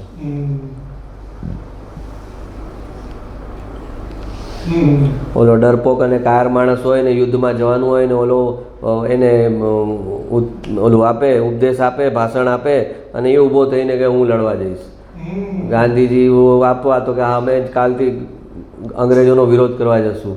હોય આવા બુઢા તો કે અમે જશું. એનામાં સુરાતન આવી જાય તો કહે છે કે આ વાત સાંભળે તો કે મળદા ઊભા થઈ જાય એવી વાત છે, એટલે કે સાંભળતા જ ઉછળીને અંતરમાં જાય એવી વાત છે. એટલે કે એ અંતર્મુખ થઈ જાય, આટલું આ વાંચે, સાંભળે, સમજે તો એ આત્માની એને એવી તાલાવાલી લાગે કે અંતર્મુખ થવાથી જ મને મળવાનો છે. તો એને અંતર્મુખ થવા સિવાયની બાકી બધી પર્યાય નુકસાનરૂપ લાગે કે હું અંતર્મુક્તામાં રહું એટલી મને ફાયદો છે. બહાર જે છે એ તો એ ખર્ચો છે અને અંદર જે છે એ ઇન્કમ છે.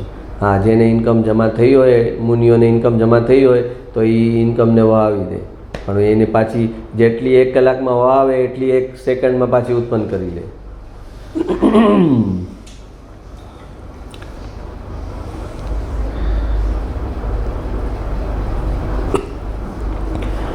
દ્રષ્ટિના નિદાન વાક્ય 1. વિતરાગ સર્વજ્ઞ દેવ ત્રિલોકનાથ પરમાત્મા 100 ઇન્દ્રોની ઉપસ્થિતિમાં સમવસરણમાં લાખો કરોડો દેવોની હાજરીમાં એમ ફરમાવતા હતા કે તું પરમાત્મા છો એમ નક્કી કર.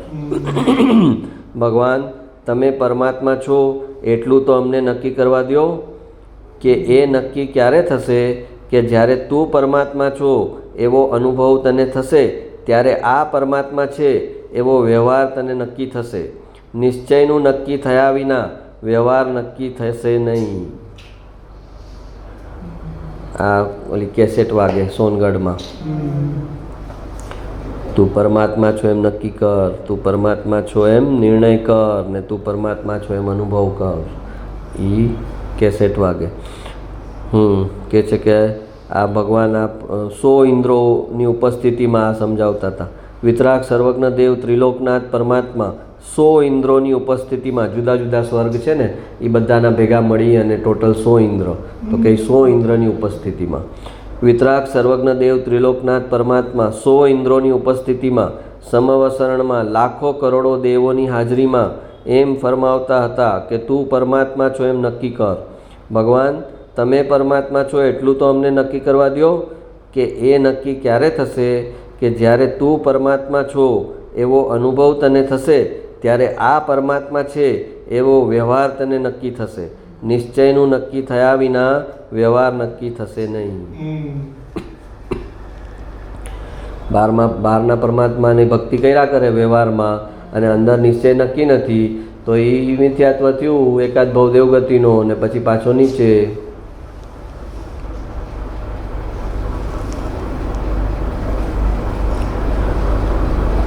દ્રષ્ટિના નિદાન વાક્ય 8. શાસ્ત્રોના શબ્દો વિના હૈયા ઉકેલ થઈ જવો જોઈએ. ઉપાડ મૂળમાંથી આવવો જોઈએ. બીજું ઓછું સમજાતું હોય તેનું કાંઈ નહીં. અન્ય સર્વ વિકલ્પો છૂટી જાય અને અધ્ધરથી આત્મા સંબંધી જ વિચારો ચાલ્યા કરે અને વળગ્યા જ રહે. આખી સત્તાનું જ્ઞાનમાં ઘોલન ચાલે, આખી સત્તાનું જ્ઞાનમાં ઘોલન ચાલે છે. પ્રયોગ તો એણે કરવો પડે છે, વિશ્વાસ આવવો જોઈએ. બીજી ચિંતાઓ હોય તો આ ક્યાંથી ચાલે? આનો અભ્યાસ વારંવાર જોઈએ. શાસ્ત્રોના શબ્દો વિના હૈયા ઉકેલ થઈ જવો જોઈએ. કે વાંચ્યા શાસ્ત્રો હવે પોતાની અંદર પોતાનું ભાવભાષણ હોવું જોઈએ, ક્લિયર થઈ જવું જોઈએ કે હવે મને શાસ્ત્ર ખોલવાની જરૂર નથી. ડૉક્ટરની ક્લિનિકમાં તમે જાઓ તો એ તમે એને સિમ્ટમ કહો, પછી એની બુક જોવા જાય, અંદર રેફરન્સ જરા હું જોઈ લઉં કે 8 પ્રકારના તાવના સિમ્ટમમાં બુકમાં શું લખ્યું છે એવું જોવા જાય તો કે જોવા તો જાય. અને એ તું કે એમાંથી એને બાકી જેટલી બુક વાંચી હોય એ બધાનું એને એ સમયે ભાવભાષણ થઈ જાય કે આ ઓલી બુકમાં આવા સિમ્ટમ માટે આમ લખ્યું હતું, ઓલી બુકમાં આમ લખ્યું હતું, એ બધું એને થઈ જાય. તો એને કહેવાય શાસ્ત્રોના શબ્દો વિના હૈયા ઉકેલ થઈ જવું જોઈએ. એને અંદરની સૂઝથી સમજાઈ જાય કે આ છે આ. શાસ્ત્રો ખોલવા એને બુક ન ખોલવા પડે, એના રેફરન્સ બુક ન જોવી પડે. એમ કહે છે કે એમ શાસ્ત્ર તારા માટે થઈ જવા જોઈએ કે શાસ્ત્રને વાંચીને તે એમાંથી જે સ્વભાવનું લક્ષ કરવાનું કીધું છે એ તે એટલું સરસ કરી લીધું હોય કે પછી શાસ્ત્રો તારા માટે કોણ છે. શાસ્ત્રોના શબ્દો વિના હૈયા ઉકેલ થઈ જવો જોઈએ. ઉપાડ મૂળમાંથી આવવો જોઈએ. અંદરથી ઓલું ઝરણું કૂવો હોય તો અંદર ઓલું તમે ખોદતા અંદર પાણી નીકળે તો પાણી કેવા ફોર્સથી બહાર આવે અંદર, તો કે એમ અંદરથી ફાટે, અંદર જેવું હોય તડ પડે અને એમાં પાણી હોય એટલે પાણી ફૂલ ફોર્સથી બહાર આવે. તો કે છે ઉપાડ મૂળમાંથી આવવો જોઈએ. એમ અંદરથી જ્ઞાન બહાર ફેંકાવવું જોઈએ. બહારથી લીધેલું જ્ઞાન અંદર આવે એની એવી સ્પીડ જ ન હોય. એ કેમ કે એ ગોખેલી છે, સ્મરણ શક્તિથી છે, ધારણા જ્ઞાનથી છે. અંદરથી જે જ્ઞાન આવે એ ફૂલ સ્પોન્ટેનિટીવાળું હોય અને એ અંદરથી જે જ્ઞાન આવે એ સાંભળનારને પોતાની અંદર લઈ જાય. અને જેણે બહારથી જ્ઞાન લીધું છે તો એનું સાંભળતા તમને પણ એ બહારનો જ કનેક્શન થાય.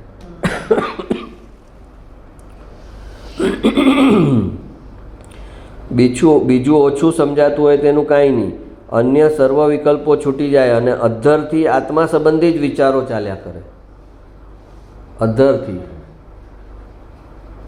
કે આ શાસ્ત્રમાં હવે અધ્ધરથી એટલે આ લોકો ઓલા કૃપાળુના પત્ર પકડે, પછી એક વાક્ય વાંચે, એક શબ્દ વાંચે ને એમ ચિંતન કરે. તો કે આ તો શું કરે છે તું? એ બધું વાંચી લીધું પણ તારી અંદર કાંઈ થયું નહીં, અંદર કાંઈ અંદર ટ્રિગર ન થયું. તો એ જે પત્રો છે એનું કામ હતું કે તારી અંદર એ ટ્રિગર કરે, તારી અંદર જે છે એ અંદર કંઈ પેટી જાય કે અંદર કંઈક તૂટે, નાનાવણ્યા કર્મમાં ફાટે અને તારું જ્ઞાન બહાર આવે. તો કે એવું કાંઈ થયું નહીં, તો હવે તો ઓલું જે છે એવું પહેલાં ખાધું છે ને પછી વોમિટ કરીશ. બહારથી લીધું છે જ્ઞાન, એ બહાર પાછું વોમિટ કરીશ. આખી સત્તાનું જ્ઞાનમાં ઘોલન ચાલે છે. પ્રયોગ તો એણે કરવો જ પડે છે. એણે પોતાની પરિણતિમાં પ્રયોગ કરવો પડે છે. બહાર બધું ગોખેલું ને સમજેલું ને સાંભળેલું ધારણા જ્ઞાનથી કામ નહીં થાય. બીજી ચિંતાઓ હોય તો આ ક્યાંથી ચાલે? આનો અભ્યાસ વારંવાર જોઈએ.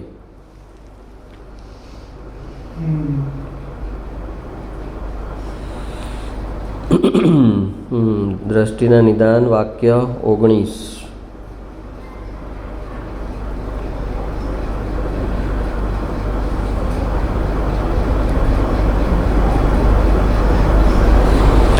જેમ છોકરો રોતો હોય તેને તેનો બાપુ કહે, ભાઈ તું રો નહીં, જો તારો પેંડો આખો એવો ને એવો જ છે, જો ખુશી થા.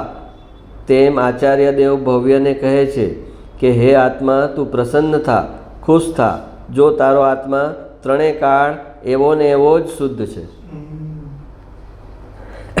નાના છોકરાનો બે હોય ને બે ટાબરિયા, એના ભાઈએ કે બેને એનો પેંડો ખાઈ લીધો હોય એટલે એનો આખા પેંડાનો ઓટલો થઈ ગયો, એટલો ટુકડો, એટલે રોતો હોય. ત્યાં પછી બીજો પેંડો કાઢે બહાર ને કે જો ને આ એવો ને એવો જ છે, આવો જ છે ને, એવો જ છે ને, હા તારો આવો જ છે. તો પછી કે હા હવે કોઈ ખાધો નથી, આખો પેંડો છે, આખો છે, કોઈ ખાધો નથી. તો કહે છે કે આચાર્ય દેવ તને એ જ સમજાવે છે કે તારો આત્મા જેવો છે એવો જ શુદ્ધ છે, આટલો પણ અશુદ્ધ નથી થયો.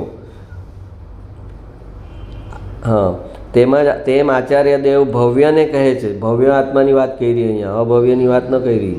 તેમ આચાર્ય દેવ ભવ્યને કહે છે કે હે આત્મા તું પ્રસન્ન થા, ખુશ થા, જો તારો આત્મા ત્રણેય કાળ એવો ને એવો શુદ્ધ જ છે. દેહાદિ કે રાગાદિ આત્માને અડ્યા જ નથી. સ્પર્શ્યા જ નથી. રાગ આદિ તો ઉપર ઉપર લોટે છે. માટે ભાઈ તું ખુશ થા, તું ને પ્રસન્ન થઈને જો, તારો આત્મા શુદ્ધ ચૈતન્ય ઘન જ છે. બધી પર્યાયોને ગૌણ કરી અને ધ્રુવમાં એકત્વ કરાવે છે. તારી પર્યાય સારી હોય તો ઠીક, ખરાબ હોય તો ઠીક, મને કાંઈ જાણવામાં રસ નથી એમ કહે છે. તારું દ્રવ્ય જેવું સિદ્ધ ભગવાનનું છે એવું જ છે અને એના ઉપર જ મારી દ્રષ્ટિ છે. એ મને દેખાય છે ને તું પણ એ જ જો, એને જ મુખ્ય કર. મને આમ થયું તેમ થયું એ ન બોલ.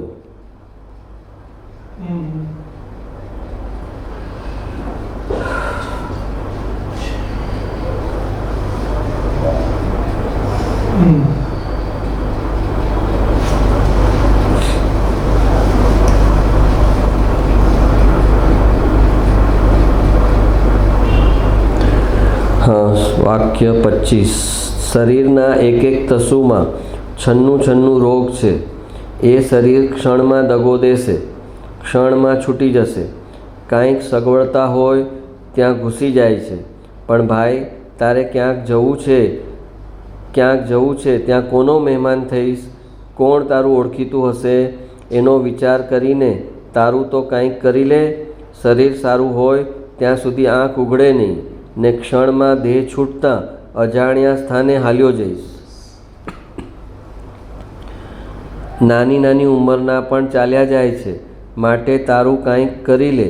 શાસ્ત્રમાં કહ્યું છે કે વૃદ્ધાવસ્થા જ્યાં સુધી ન આવે, શરીરમાં વ્યાધિ જ્યાં સુધી ન આવે અને ઇન્દ્રિયો જ્યાં સુધી ઢીલી ન પડે ત્યાં સુધીમાં આત્મહિત કરી લેજે. આ તો કે હવે અમારે ધર્મ તો બુઢાપામાં હોય ને, આ નવા શું જવાનને અમે તમે અમને આમાં સત્સંગમાં નાખો છો.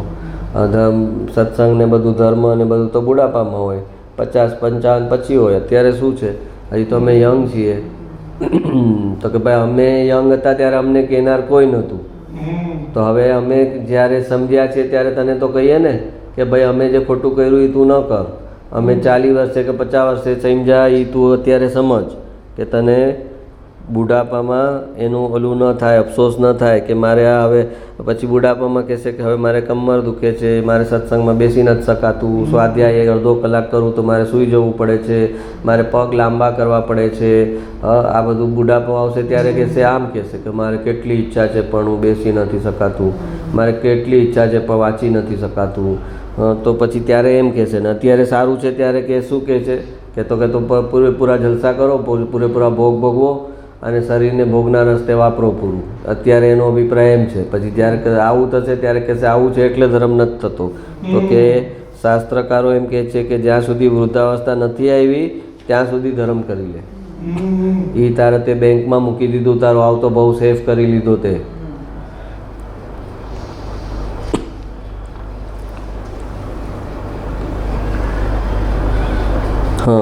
વાક્ય 27. દ્રષ્ટિના નિદાન. યોગીન્દ્ર દેવ કહે છે, યોગીન્દ્ર દેવ એટલે યોગ સાર કરીને જેમણે શાસ્ત્ર લખ્યું છે, એ ભાવલિંગી મુનિ હતા 6-7મા ગુણસ્થાનના યોગીન્દ્ર દેવ.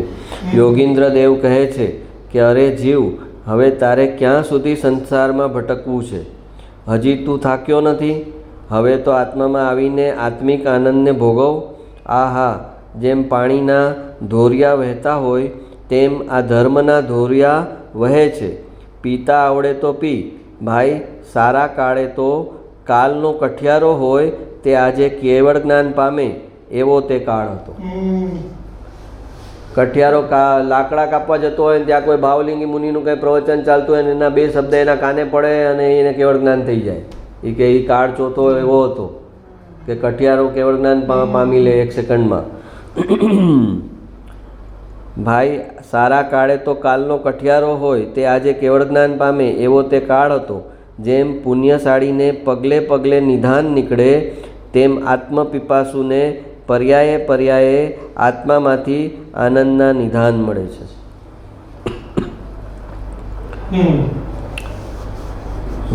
શું કહે છે યોગીન્દ્ર દેવ?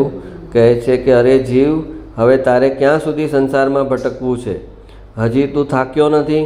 હવે તો આત્મામાં આવીને આત્મિક આનંદને ભોગવ. આહા, જેમ પાણીના ધોરિયા વહેતા હોય તેમ આ ધર્મના ધોરિયા વહે છે. આ ઉપદેશ આપે ગુરુદેવ, આટલા પ્રવચન, આટલું 9,500 પ્રવચન, તો કે પાણીનો પ્રવાહ વહેતો હોય ને, ધોરિયા એટલે ઓલું ઝરણું કે ઓલું વોટરફોલ કેવા ફોર્સથી જતું હોય, તો કે એમ પાણીનો જે ધોરિયા વહેતા હોય એમાં ધર્મના ધોરિયા વહે છે. આ ધર્મનો ઉપદેશ વહે છે કે એને પકડીને સીધો તું અંદર ધ્રુવમાં વયો જા. ધર્મના ધોરિયા વહે છે, પીતા આવડે તો પી. ઓલું પાણી છે એમાં ધર્મનું જે ધોરિયા વહે છે એને પીતા આવડે તો પી. ભાઈ, સારા કાળે તો કાલનો કઠિયારો હોય તે આજે કેવળ જ્ઞાન પામે, એવો તે કાળ હતો. જેમ પુણ્યશાળીને પગલે પગલે નિધાન નીકળે. એ ઓલું ખેતર લે તો ખેતરમાંથી ઓલા દટાયેલા ચરવું નીકળે, એને કહેવાય પુણ્યશાળી. પગલે પગલે નિધાન નીકળે, જ્યાં જાય ત્યાંથી એને ધન મળી જાય, હીરા માણેક મોતી મળી જાય, તો કે એ પુણ્યશાળીની નિશાની છે. તેમ આત્મપિપાસુને પર્યાયે પર્યાયે આત્મામાંથી આત્માના નિધાન, આનંદના નિધાન મળે છે.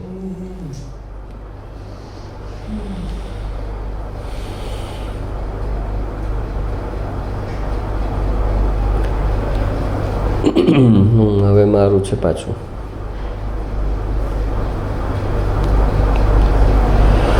હા, સમ્યક શ્રદ્ધા એમ નથી સ્વીકારતી કે હું સમ્યક શ્રદ્ધા છું અને હું દ્રવ્યને વિષય કરું છું, પણ સમ્યક શ્રદ્ધા દ્રવ્ય સાથે અભેદ થઈને એમ સ્વીકારે છે કે હું જ દ્રવ્ય છું. મિથ્યા શ્રદ્ધા અને સમ્યક શ્રદ્ધા. તો કે સમ્યક શ્રદ્ધા એટલે શું? તો કે સમ્યક શ્રદ્ધા પોતાને સમ્યક શ્રદ્ધા, આપણે કીધું સમ્યક દર્શનનું જે ઘર છે એમાં રહેવાને માટે સમ્યક દર્શનને જ જગા નથી. સમ્યક દર્શનના ઘરમાં રહેવા માટે સમ્યક દર્શનને જગા નથી. એણે બધી જગા ધ્રુવ માટે ખાલી કરી નાખી છે. તો કહે છે સમ્યક શ્રદ્ધા એમ નથી સ્વીકારતી કે હું સમ્યક શ્રદ્ધા છું અને હું દ્રવ્યને વિષય કરું છું. તો પછી એમ સ્વીકારે તો પર્યાય મુખ્ય થઈ ગઈ, અહમપણું પર્યાયમાં આવ્યું. પણ સમ્યક શ્રદ્ધા દ્રવ્ય સાથે અભેદ થઈને એમ સ્વીકારે છે કે હું જ દ્રવ્ય છું.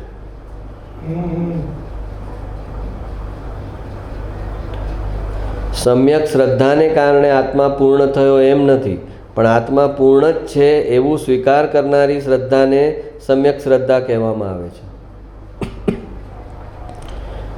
સમ્યક શ્રદ્ધા થઈ એટલે ઓલા ધ્રુવ દ્રવ્યમાં કાંઈ ફરક નથી પડ્યો. તો મિથ્યા શ્રદ્ધા કર તો પણ ધ્રુવ દ્રવ્ય એમનું એમ છે, અને તું સમ્યક શ્રદ્ધા કર તો પણ ધ્રુવ દ્રવ્ય એમને એમ છે. તો પછી શ્રદ્ધાને સમ્યક કેમ કીધી? તો કે આત્મા જેમ પૂર્ણ હતો એમ એ પૂર્ણ આત્માને એણે સ્વીકાર્યો, એટલે એ શ્રદ્ધાને સમ્યક એટલે સાચી શ્રદ્ધા. તો કે જેવો આત્મા હતો, આત્મા પૂર્ણ હતો, આત્મા શુદ્ધ હતો, તો એણે એવો જ સ્વીકાર્યો, એટલે એને સમ્યક શ્રદ્ધા કીધું. અને એનાથી વિપરીત સ્વીકાર્યું તો એને કીધું મિથ્યા શ્રદ્ધા છે. તો સમ્યક શ્રદ્ધાને કારણે આત્મા પૂર્ણ થયો એમ નથી, પણ એ સમ્યક શ્રદ્ધા એમ કે હા મેં સ્વીકાર્યો ને જો આ પૂર્ણ આત્માને, તો આત્મામાં પૂર્ણતા આવી. તો કે પૂર્ણતા હતી એને તે સ્વીકારી છે, પૂર્ણતા હતી એને તે સ્વીકારી છે. તારા સ્વીકારવાથી પૂર્ણ નથી થયો. સમ્યક શ્રદ્ધાને મુકેશ અંબાણીનો છોકરો કે હા જો મેં મારા બાપને અબજોપતિ તરીકે સ્વીકાર્યો. તો કે ભાઈ તું ન સ્વીકાર ને. મુકેશ અંબાણી કહે હું અબજોપતિ જેમ છું એમ જ છું, તું મને ન સ્વીકાર. તારા સ્વીકારવાથી મારી અંદર કાંઈ, મારા બેંકમાં રૂપિયા નથી આવ્યા, મારા બેંકમાં જે રૂપિયા છે એને તું સાચી રીતે સ્વીકાર, તો એ તારી શ્રદ્ધા સાચી થઈ. એટલે કે સમ્યક શ્રદ્ધાને કારણે આત્મા પૂર્ણ થયો એમ નથી, પણ આત્મા પૂર્ણ જ છે એવું સ્વીકાર કરનારી શ્રદ્ધાને સમ્યક શ્રદ્ધા કહેવામાં આવે છે. હા, આત્માનું જ્ઞાન કરનારી પર્યાય આત્મામાં નથી, આત્માની શ્રદ્ધા કરનારી પર્યાય આત્મામાં નથી, આત્માનું ધ્યાન કરનારી પર્યાય આત્મામાં નથી.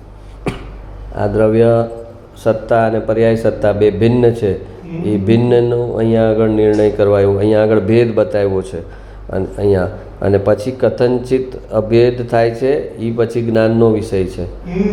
પણ પહેલાં તો સર્વથા ભિન્ન છે એમ સ્વીકારવું પડે કે દ્રવ્ય અને પર્યાય સર્વથા ભિન્ન છે. તો એ સર્વથા ભિન્ન છે એ આમાંથી એ સ્વીકારવામાં આવે, સ્વીકાર કરે, આ સમજે. એટલે આત્માનું જ્ઞાન કરનારી પર્યાય આત્મામાં નથી, એટલે કે એ આત્માની બહાર રહી અને આત્માનું જ્ઞાન કરી લે છે. આત્માની શ્રદ્ધા કરનારી પર્યાય આત્મામાં નથી, એટલે કે આત્માની બહાર રહી અને એ આત્મામાં અહમપણું કરી લે છે. અને આત્માનું ધ્યાન કરનારી પર્યાય પણ આત્મામાં નથી. એ ધ્યાન કરે છે પણ આ એની સાથે ભળ્યા વગર. આંખ ટીવીને જુએ છે તો આંખ થોડી ટીવીમાં ભળી ગઈ છે, એ ટીવીથી ભિન્ન રહી અને ટીવીને જાણે છે. એમ જે ધ્યાનની પર્યાય છે એ ધ્રુવ દ્રવ્યમાં પેશ્યા વગર, એની સાથે ભળ્યા વગર, એમાં અંદર ઘૂસ્યા વગર એ એનું ધ્યાન કરે છે. પર્યાયમાં રહી અને દ્રવ્યનું ધ્યાન કરે છે.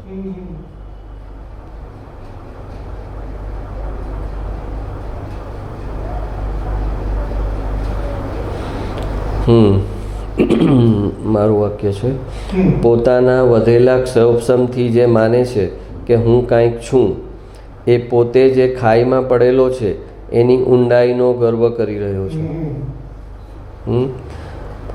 તમે 50 ફૂટની ખાઈમાં પડો તો સારું કહેવાય કે 500 ફૂટની કે 5000 ફૂટની? તો કે હું 5000 ફૂટની ખાઈમાં છું. તમે શું સમજો છો? જેવી તેવી ખાઈમાં હું થોડી પડું, જેમાંથી તરત મને કોઈ બહાર કાઢી લે એનો શું મતલબ પડવાનો? હું તો ઊંડી ખાઈમાં પડું. એટલે એમ કહે છે કે ક્ષયોપશમ વૈધો છે ને એમાં એનું એકત્વ છે, એટલે એ એટલો ઊંડી ખાઈમાં પડેલો છે.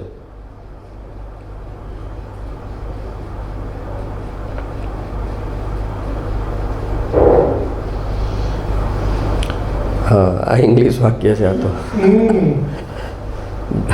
dull mind seeks stimulation makes mind further dull.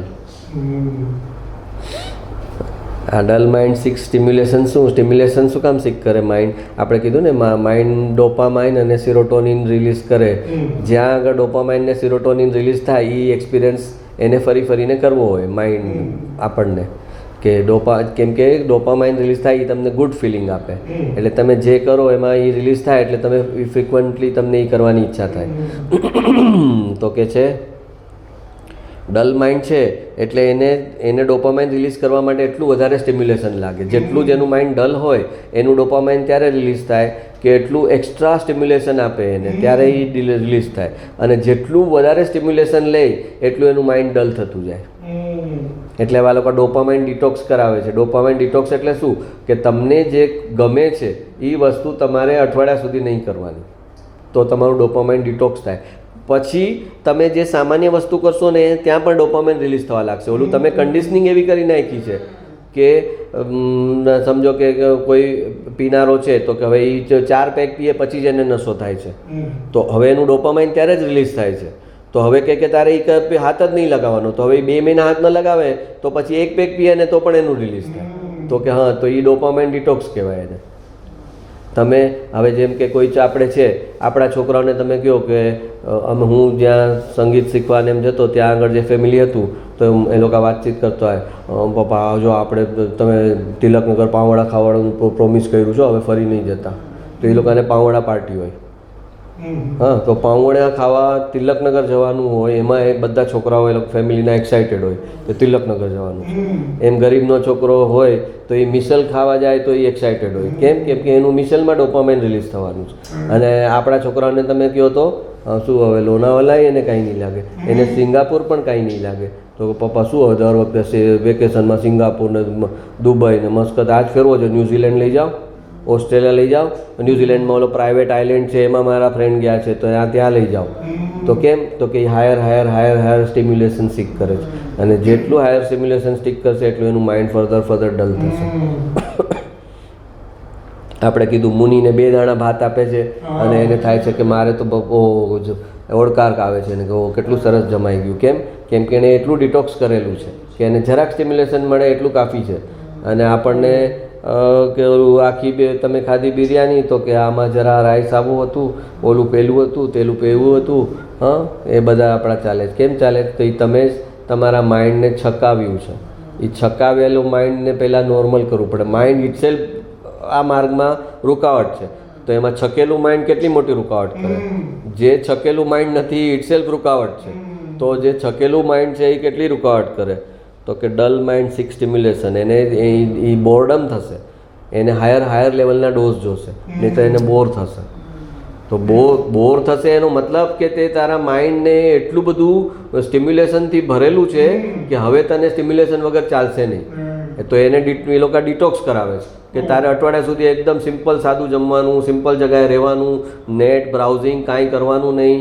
જેમાંથી તને ડોપામાઇન રિલીઝ થાય છે બધી ચીજ બંધ કરાવડાવે છે. એના ઉપવાસ કે આપણે કે ઉપવાસ કરવાનું, તો કે આના ઉપવાસ કર કે મારે ઇન્ટરનેટ અને બ્રાઉઝિંગ નથી કરવાનું, મારે યુટ્યુબ નથી ખોલવાની, ફેસબુક નથી ખોલવાની. એ ડોપામાઇન ડિટોક્સ છે.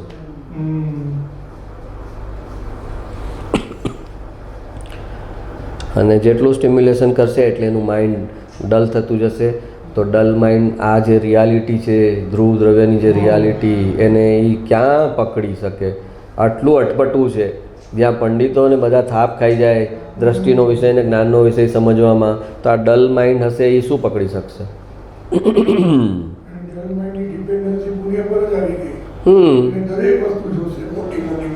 કન્ટિન્યુઅસ વધારે આગળના રેન્જની જોશે. અમને નાના હતા તો અમે કે રાજાવાડી ગાર્ડનમાં ફરવા જવાનું છે, એ અમારા માટે ડોપામાઇન રિલીઝ હતું.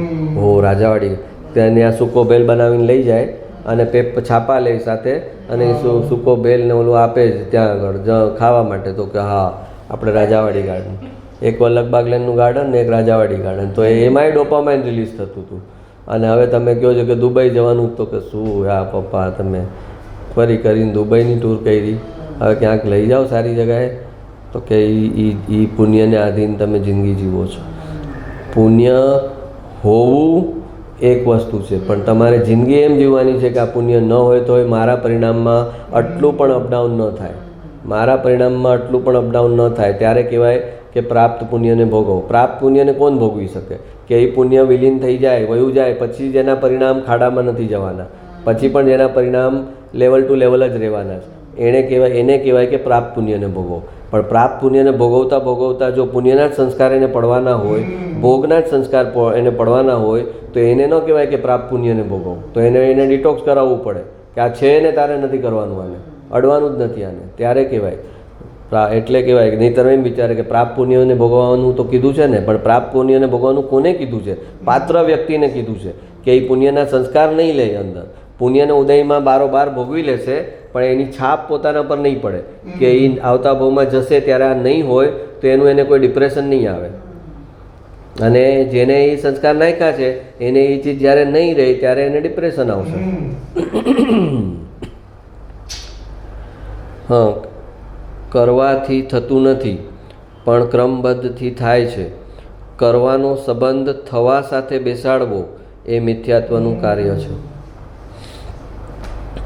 કરવાથી થતું નથી પણ ક્રમબદ્ધથી થાય છે. કરવાનો સંબંધ થવા સાથે બેસાડવો. જોયું, મેં કર્યું તો થયું ને, મેં આ કર્યું તો થયું ને. એ કરવાનો સંબંધ થવા સાથે બેસાડો. થવાનું હતું એ ઘટના કર્મબદ્ધની હતી, અને તે કરવાનું જે ભાવ કર્યો, કરતાપણું કર્યું, એ તારો રાગ હતો. તારા રાગને કારણે એ થયું નથી. તારો રાગ એમાં નિમિત્ત હોઈ શકે, પણ એ રાગને કારણે નથી થયું. જો રાગને કારણે થયું એમ કર તો દરેક વખતે થવું જોઈએ તારા રાગ અનુસાર. તો તારા રાગ પછી જો અત્યારે તું આ સંસ્કાર પાડીશ કે મારા રાગને કારણે થયું, તો જ્યારે તારા રાગને કારણે નહીં થાય ત્યારે એટલો જ દુઃખી થઈશ, ત્યારે ટોટલ એટલો દ્વેષ આવશે સામે. પણ થાય છે કેમ કે તમારું પુણ્ય છે, તારા રાગ અનુસાર થાય છે. નયની સમજણ વગર જૈન દર્શનનું એક પણ વાક્ય સમજે તો મિથ્યાત્વ ઓર પુષ્ટ થાય. કેમ કે આ નિશ્ચયથી કીધું છે કે વ્યવહારથી કીધું છે. એ જો એ ક્લેરિટીથી સમજે નહીં તો એક નયનું વાક્ય બીજા નયમાં ઘટિત કરે. એમ કે પુણ્ય તો હે છે, પુણ્ય તો મોક્ષના માર્ગમાં હે છે. હવે તો ભાઈ કયા નયથી કીધું છે? તો કે નિશ્ચય નયથી કીધું છે. તો વ્યવહાર નયથી? તો કે પુણ્ય ભૂમિકા પ્રમાણે ઉપાદેય છે. તો હવે આ પુણ્ય હે છે એ વાક્યને તું જો નિશ્ચય નયથી છે એમ ન સમજે અને એને એકાંતે સમજી લે કે આ સત્ય, નયની સમજણ વગર, તો એમ કહે છે પૂરું સર્વથા પુણ્ય હે છે, તો એ છોડી દેશે પુણ્ય. તો પછી પુણ્ય છોડી દેશે તો જશે અધોગતિમાં. તારી ગતિ સારી થાય એના માટે પુણ્ય જ અનિવાર્ય છે. પણ એ ભગવાન કહે છે પુણ્ય એવું કર કે એ પુણ્ય જ્યારે ઉદયમાં આવે ત્યારે તને એ આત્મકલ્યાણના રસ્તે આગળ વધારે. એવું પુણ્ય હોય. એ પુણ્ય ઉદયમાં આવે ત્યારે એ પુણ્યથી પર કેમ જવાનું એ રસ્તો તને મળે. એ રસ્તો બતાવનારા તને મળે કે જે કહે કે તારે આ પુણ્ય પર ડિપેન્ડ થવાની જરૂર નથી, તને આ મહેલના સુખ પર ડિપેન્ડ થવાની જરૂર નથી, તું જંગલમાં પણ આનંદમાં રહી શકે એવો તારો સ્વભાવ છે. એમ બતાવનારા તને મળે એ પુણ્ય કહેવાય. કે દેવગુરુ શાસ્ત્ર મળ્યા અને જેણે તને પુણ્યને આધીન તારો સ્વભાવ નથી, તારો સ્વભાવ નિરપેક્ષ છે, આનંદમાં રહેવા માટે કોઈ સંજોગની જરૂર નથી, એ સમજાવનાર તને મળે એ તારું સાચું પુણ્ય. ઓલું પૂછ્યું હતું ને જણાય કે આ કરોડપતિ ને અબજોપતિ હોય એને પુણ્યશાળી ગણવા કે આ દેવગુરુ શાસ્ત્ર મળે એને પુણ્યશાળી સમજવા? તો ગુરુદેવ કીધું આ દેવગુરુ શાસ્ત્ર મળે એને પુણ્યશાળી સમજવા, કેમ કે એ પુણ્યથી પાર જવાનો રસ્તો બતાવે છે તને. હા, કૃપાળુદેવે કહ્યું છે કે પ્રેમ વિના જ્ઞાન તો શૂન્ય જ છે. જે જીવ માત્રને નિસ્વાર્થ પ્રેમ આપી શકે એને જ્ઞાની બનવામાં વાર ન લાગે. કેમ પ્રેમ વિના જ્ઞાન શૂન્ય છે. એટલે એકલો ક્ષયોપસંપ એવો કર્યો છે પણ એને કોઈ સાધર્મી વાત્સલ્ય નથી, કોઈ જીવ પ્રત્યે પ્રેમ નથી, એક જીવને બીજા જીવ માટે જે લાગણી હોવી જોઈએ એ નથી, કોઈના દુઃખથી એને ફરક નથી પડતો, કોઈને સુખ આપવું એવો એને ભાવ નથી થતો. તો આવો જે શુષ્ક જ્ઞાની છે તો એ કહે છે કે એનું જ્ઞાન તો શૂન્ય છે, એની અંદર લાગણી નથી, ભાવ નથી, જીવની અંદર હોવા જોઈએ. સમ્યક દર્શનના 8 અંગમાં કીધું એક સાધર્મી વાત્સલ્ય છે. તો કે એ જો અગર નથી તો એવું જ્ઞાન તો શૂન્ય છે. અને જે જીવ માત્રને નિસ્વાર્થ પ્રેમ આપી શકે, હવે જીવ માત્ર નિસ્વાર્થ પ્રેમ આપી શકે છે એટલે એ તો પુણ્યાનુબંધી પુણ્ય જનરેટ કરે છે. જીવ માત્ર નિસ્વાર્થ પ્રેમ કોણ આપી શકે? જેને આત્માનો આશ્રય હોય એ જ જીવ માત્ર નિસ્વાર્થ પ્રેમ આપી શકે. આત્માના આશ્રય વગર નિસ્વાર્થ પ્રેમ શક્ય જ નથી. તો એ એવું જે કરશે એને જ્ઞાની બનવામાં વાર નહીં લાગે. સ્વભાવનો આશ્રય હોય તો જ નિસ્વાર્થ પ્રેમ આપી શકે, અને સ્વભાવનો આશ્રય જેને હોય એને જ્ઞાની બનવામાં વાર ન લાગે. સ્વભાવનો આશ્રય કર્યો એટલે અંદર જ્ઞાન છે અને બહાર પ્રેમ છે. બહાર બીજા વ્યક્તિ મુનિ એમ ન જોઈએ કે અરે મને તો રાતે હું તો આ પથ્થરની શિલા પર આરામથી બેસું છું અને આને જરાક હવે એની વાઈફ બીમાર છે કે આનો છોકરો, એને શું ફરક છે, એમ ન જોઈએ. એને એના લેવલ પર જોઈએ કે એને આ દુઃખ છે. પોતે પડકું પર્યા વગર સૂએ છે તો સામેવાળાને પોતાને મહિનો સુધી ખાવાનું ન મળે ને ફરક નથી, તો એમ સામેવાળાને કે શું હવે તને 4 દિવસ ખાવાનું નથી મળ્યું તો શું ફરક છે, એમ થોડી વિચારે મુનિ. જી એને તો એટલી કરુણા છે કે આને આ શરીર જ ન લેવું પડે, આ ભૂખ ને તરસને આધીન જ ન થવું પડે, એવો મોક્ષનો રસ્તો એને બતાવી દઉં કે આ એને શરીરમાં જ ન આવવું પડે. પણ શરીરમાં છે તો એની ગુરુદેવ કે ભાઈ જે કંઈ મુમુક્ષુ છે, સાધર્મી છે, તો એ પોતાના સાધર્મીઓ સાથે તો એને તન મન ધનથી એના માટે જે બની શકતું હશે એ કરશે. આ જ્ઞાન છે કે અને પછી તન મન ધનથી કરવાનું છે ત્યાં ન કરે તો કે એ તો કોઈ શુષ્ક જ્ઞાની છે, એ મુમુક્ષુ કહેવાને પણ લાયક નથી. જે જીવ માત્રને નિસ્વાર્થ પ્રેમ આપી શકે એને જ્ઞાની બનવામાં વાર ન લાગે. હા, નહીંની સમજણ વગર એ થઈ ગયું.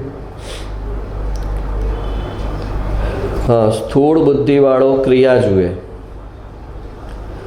સૂક્ષ્મ બુદ્ધિવાળો આશય જુએ. કેમ કે કર્મ ક્રિયા પ્રમાણે નહીં, આશય પ્રમાણે બંધાશે.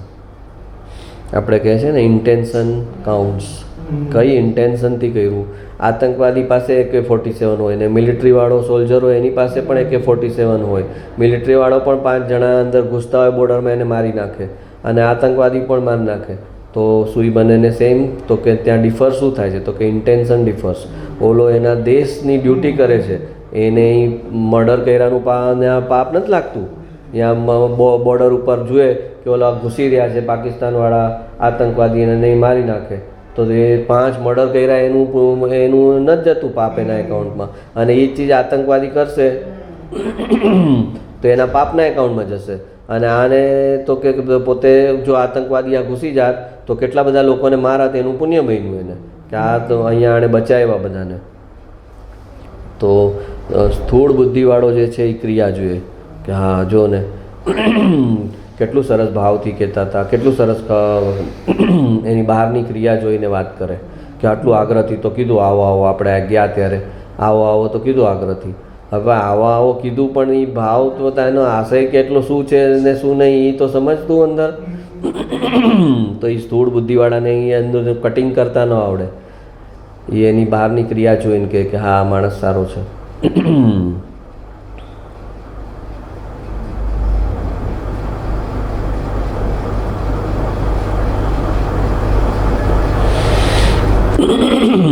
આત્માને લક્ષે સત્સંગ અને સ્વાધ્યાય કરનારને સાતાવેદનીય વધતી જાય છે ને અસાતાવેદનીય ઘટતી જાય છે. હવે આ કોઈ લલચાવવા માટેની વાત નથી, પણ આત્માના લક્ષે સાતાવેદનીય વધશે અને એ સાતાવેદનીયથી એને એકત્વ પણ નહીં હોય. એ સાતાવેદનીય એને છોડવાનું આવશે. આપણે કીધું ને પુણ્યનું બંધી પુણ્યની નિશાની, કે છોડવાનું આવશે 1 સેકન્ડમાં છોડી દેશે, અને છોડ્યા પછી પણ એના પરિણામમાં કોઈ ઉતાર ચઢાવ નહીં થાય. એને કહેવાય કે એ પુણ્યનું બંધી પુણ્ય હતું. પુણ્યનું બંધી પુણ્ય જનરેટ જ ત્યારે થયું હતું જેણે આત્માનું લક્ષ કર્યું હતું. તો હવે આત્માનું લક્ષને કારણે પુણ્ય ઉદયમાં આવ્યું, તો એ પુણ્ય ઉદયમાં આવ્યું છે એની સાથે પણ જોડાઈ નહીં જાય, કે એ વયું જાય તો એને આર્ત ધ્યાન થવા લાગે. તો કે આત્માના લક્ષે સત્સંગ અને સ્વાધ્યાય કરનારને સાતાવેદનીય વધતી જાય છે અને અસાતાવેદનીય ઘટતી જાય છે. અને એ પણ એનો મતલબ એમ નથી કે એ સાતાવેદનીય પર ડિપેન્ડન્ટ થઈ જાય છે. સાતાવેદનીય ડે બાય ડે એને વધશે, અને સાથે સાથે એનું ભેદજ્ઞાન અને એનું સ્વભાવ તરફનું જે યાત્રા છે એ ઓર વધારે પાવરથી ચાલુ થશે. એ કે મારે આ બહારના સંજોગ પર ડિપેન્ડન્ટ નથી થવાનું, એને આધીન નથી થવાનું, એ નહીં રહે અને મારે જંગલમાં રહેવાનું છે તો પણ મારા પરિણામ ન બગડવા જોઈએ. એ કુદરત એની સમજો ને ટેસ્ટ લેતું જાય છે. આત્માનું લક્ષ કરે એટલે સાતાવેદને વધતી જાય, પુણ્ય વધતું જાય. હવે કુદરત કે જોઉં છું આ પુણ્ય ઉદયમાં આવું છે ને, હવે એમાં એને કેટલું આત્માનું લક્ષ રહે છે. તો એની ટેસ્ટ, બધી ટેસ્ટ એની છેલ્લે સુધીની લઈ લે છે. દેવલોકોની ટેસ્ટ બધી આવી જાય છે એની, કે આ જોવા તો દે, આત્માનું લક્ષ કર્યું છે ને, હવે જોવા દે આ પુણ્યમાં લપસે છે કે નથી લપસતો. તો એ લપસતા નથી અને મોક્ષે વયા જાય છે જે આત્માનું લક્ષ રાખે છે. આત્માના લક્ષે સત્સંગ અને સ્વાધ્યાય કરનારને સાતાવેદનીય વધતી જાય છે ને અસાતાવેદનીય ઘટતી જાય છે.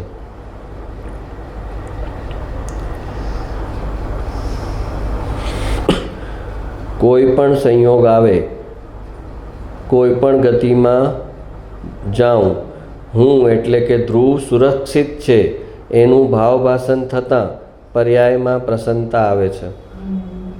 જે હમણાં કીધું ને કે તારો પેંડો આખો ને આખો જ છે, તારો પેંડો વપરાણો નથી, ખરાબ નથી થયો, અડધો નથી થયો, તારો પેંડો આખો ને આખો જ છે.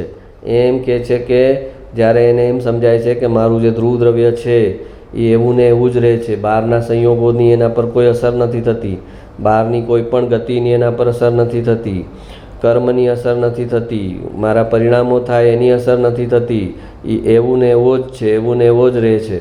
તો એ એને એના પર એની દ્રષ્ટિ જાય કે હું બદલાતો જ નથી, બહાર કાંઈ પણ બદલાય સંયોગો તો હું એવો ને એવો જ રહું છું. તો પછી એને કારણે પર્યાયમાં આનંદ આવે છે. કેમ? એવો ને એવો રહ્યો એટલે મૃત્યુ ન રહ્યું. ધ્રુવ દ્રવ્ય એવું ને એવું જ રહ્યું, એવું ને એવું જ રહ્યું, તો પછી મૃત્યુ ન રહ્યું. કોઈ મૃત્યુ ક્યારે થયું કે આ હવે એવો ને એવો ન રહ્યો, આ શરીર એવું ને એવું ન રહ્યું, તો કહેવાય કે એનું મૃત્યુ થઈ ગયું. તો ધ્રુવ દ્રવ્ય એવું ને એવું જ રહે છે અને એમાં એકત્વ કરે છે, એને મૃત્યુ જ નથી. મૃત્યુનો મતલબ કે કંઈક જે હતું એ બદલાઈ ગયું. આ શરીર ચાલતું હતું અને હવે બદલાઈ ગયું તો કે મૃત્યુ થઈ ગયું. તો શરીર સાથે એકત્વ હશે તો આ શરીર ચાલવાનું બંધ થશે, શ્વાસ બંધ થશે એટલે કે મૃત્યુ થયું મારું, એમ આવશે. પણ તમારું એમાં એકત્વ નથી, તમારું ધ્રુવ દ્રવ્યમાં એકત્વ છે. તો તમે આવતા ભાવમાં જતા હશો ત્યાં ધ્રુવ દ્રવ્ય સાથે જ છે, એટલે મૃત્યુની અહેસાસ જ નથી થતો જ્ઞાનીઓને. એમ થાય છે કે મેં કપડાં બદલ્યા, મેં કપડાં બદલ્યા, શરીર બદલાણું, નવું આવ્યું તો બહાર બદલાણું, એ બરાબર છે. એટલો એ પર્યાયનું જ્ઞાન થયું, એ પર્યાયનું જ્ઞાન થયું કે એક શરીરમાંથી હું બીજા શરીરમાં આવ્યો. તો એ સમજાય છે જ્ઞાનીને. પણ હું મરી ગયો એમ એવો અહેસાસ એને થતો જ નથી, કેમ કે એનું એકત્વ છે ધ્રુવ દ્રવ્યમાં, અને ધ્રુવ દ્રવ્ય જેવું છે એવું ને એવું જ રહે છે, એટલે એને મૃત્યુનો અનુભવ જ નથી થતો.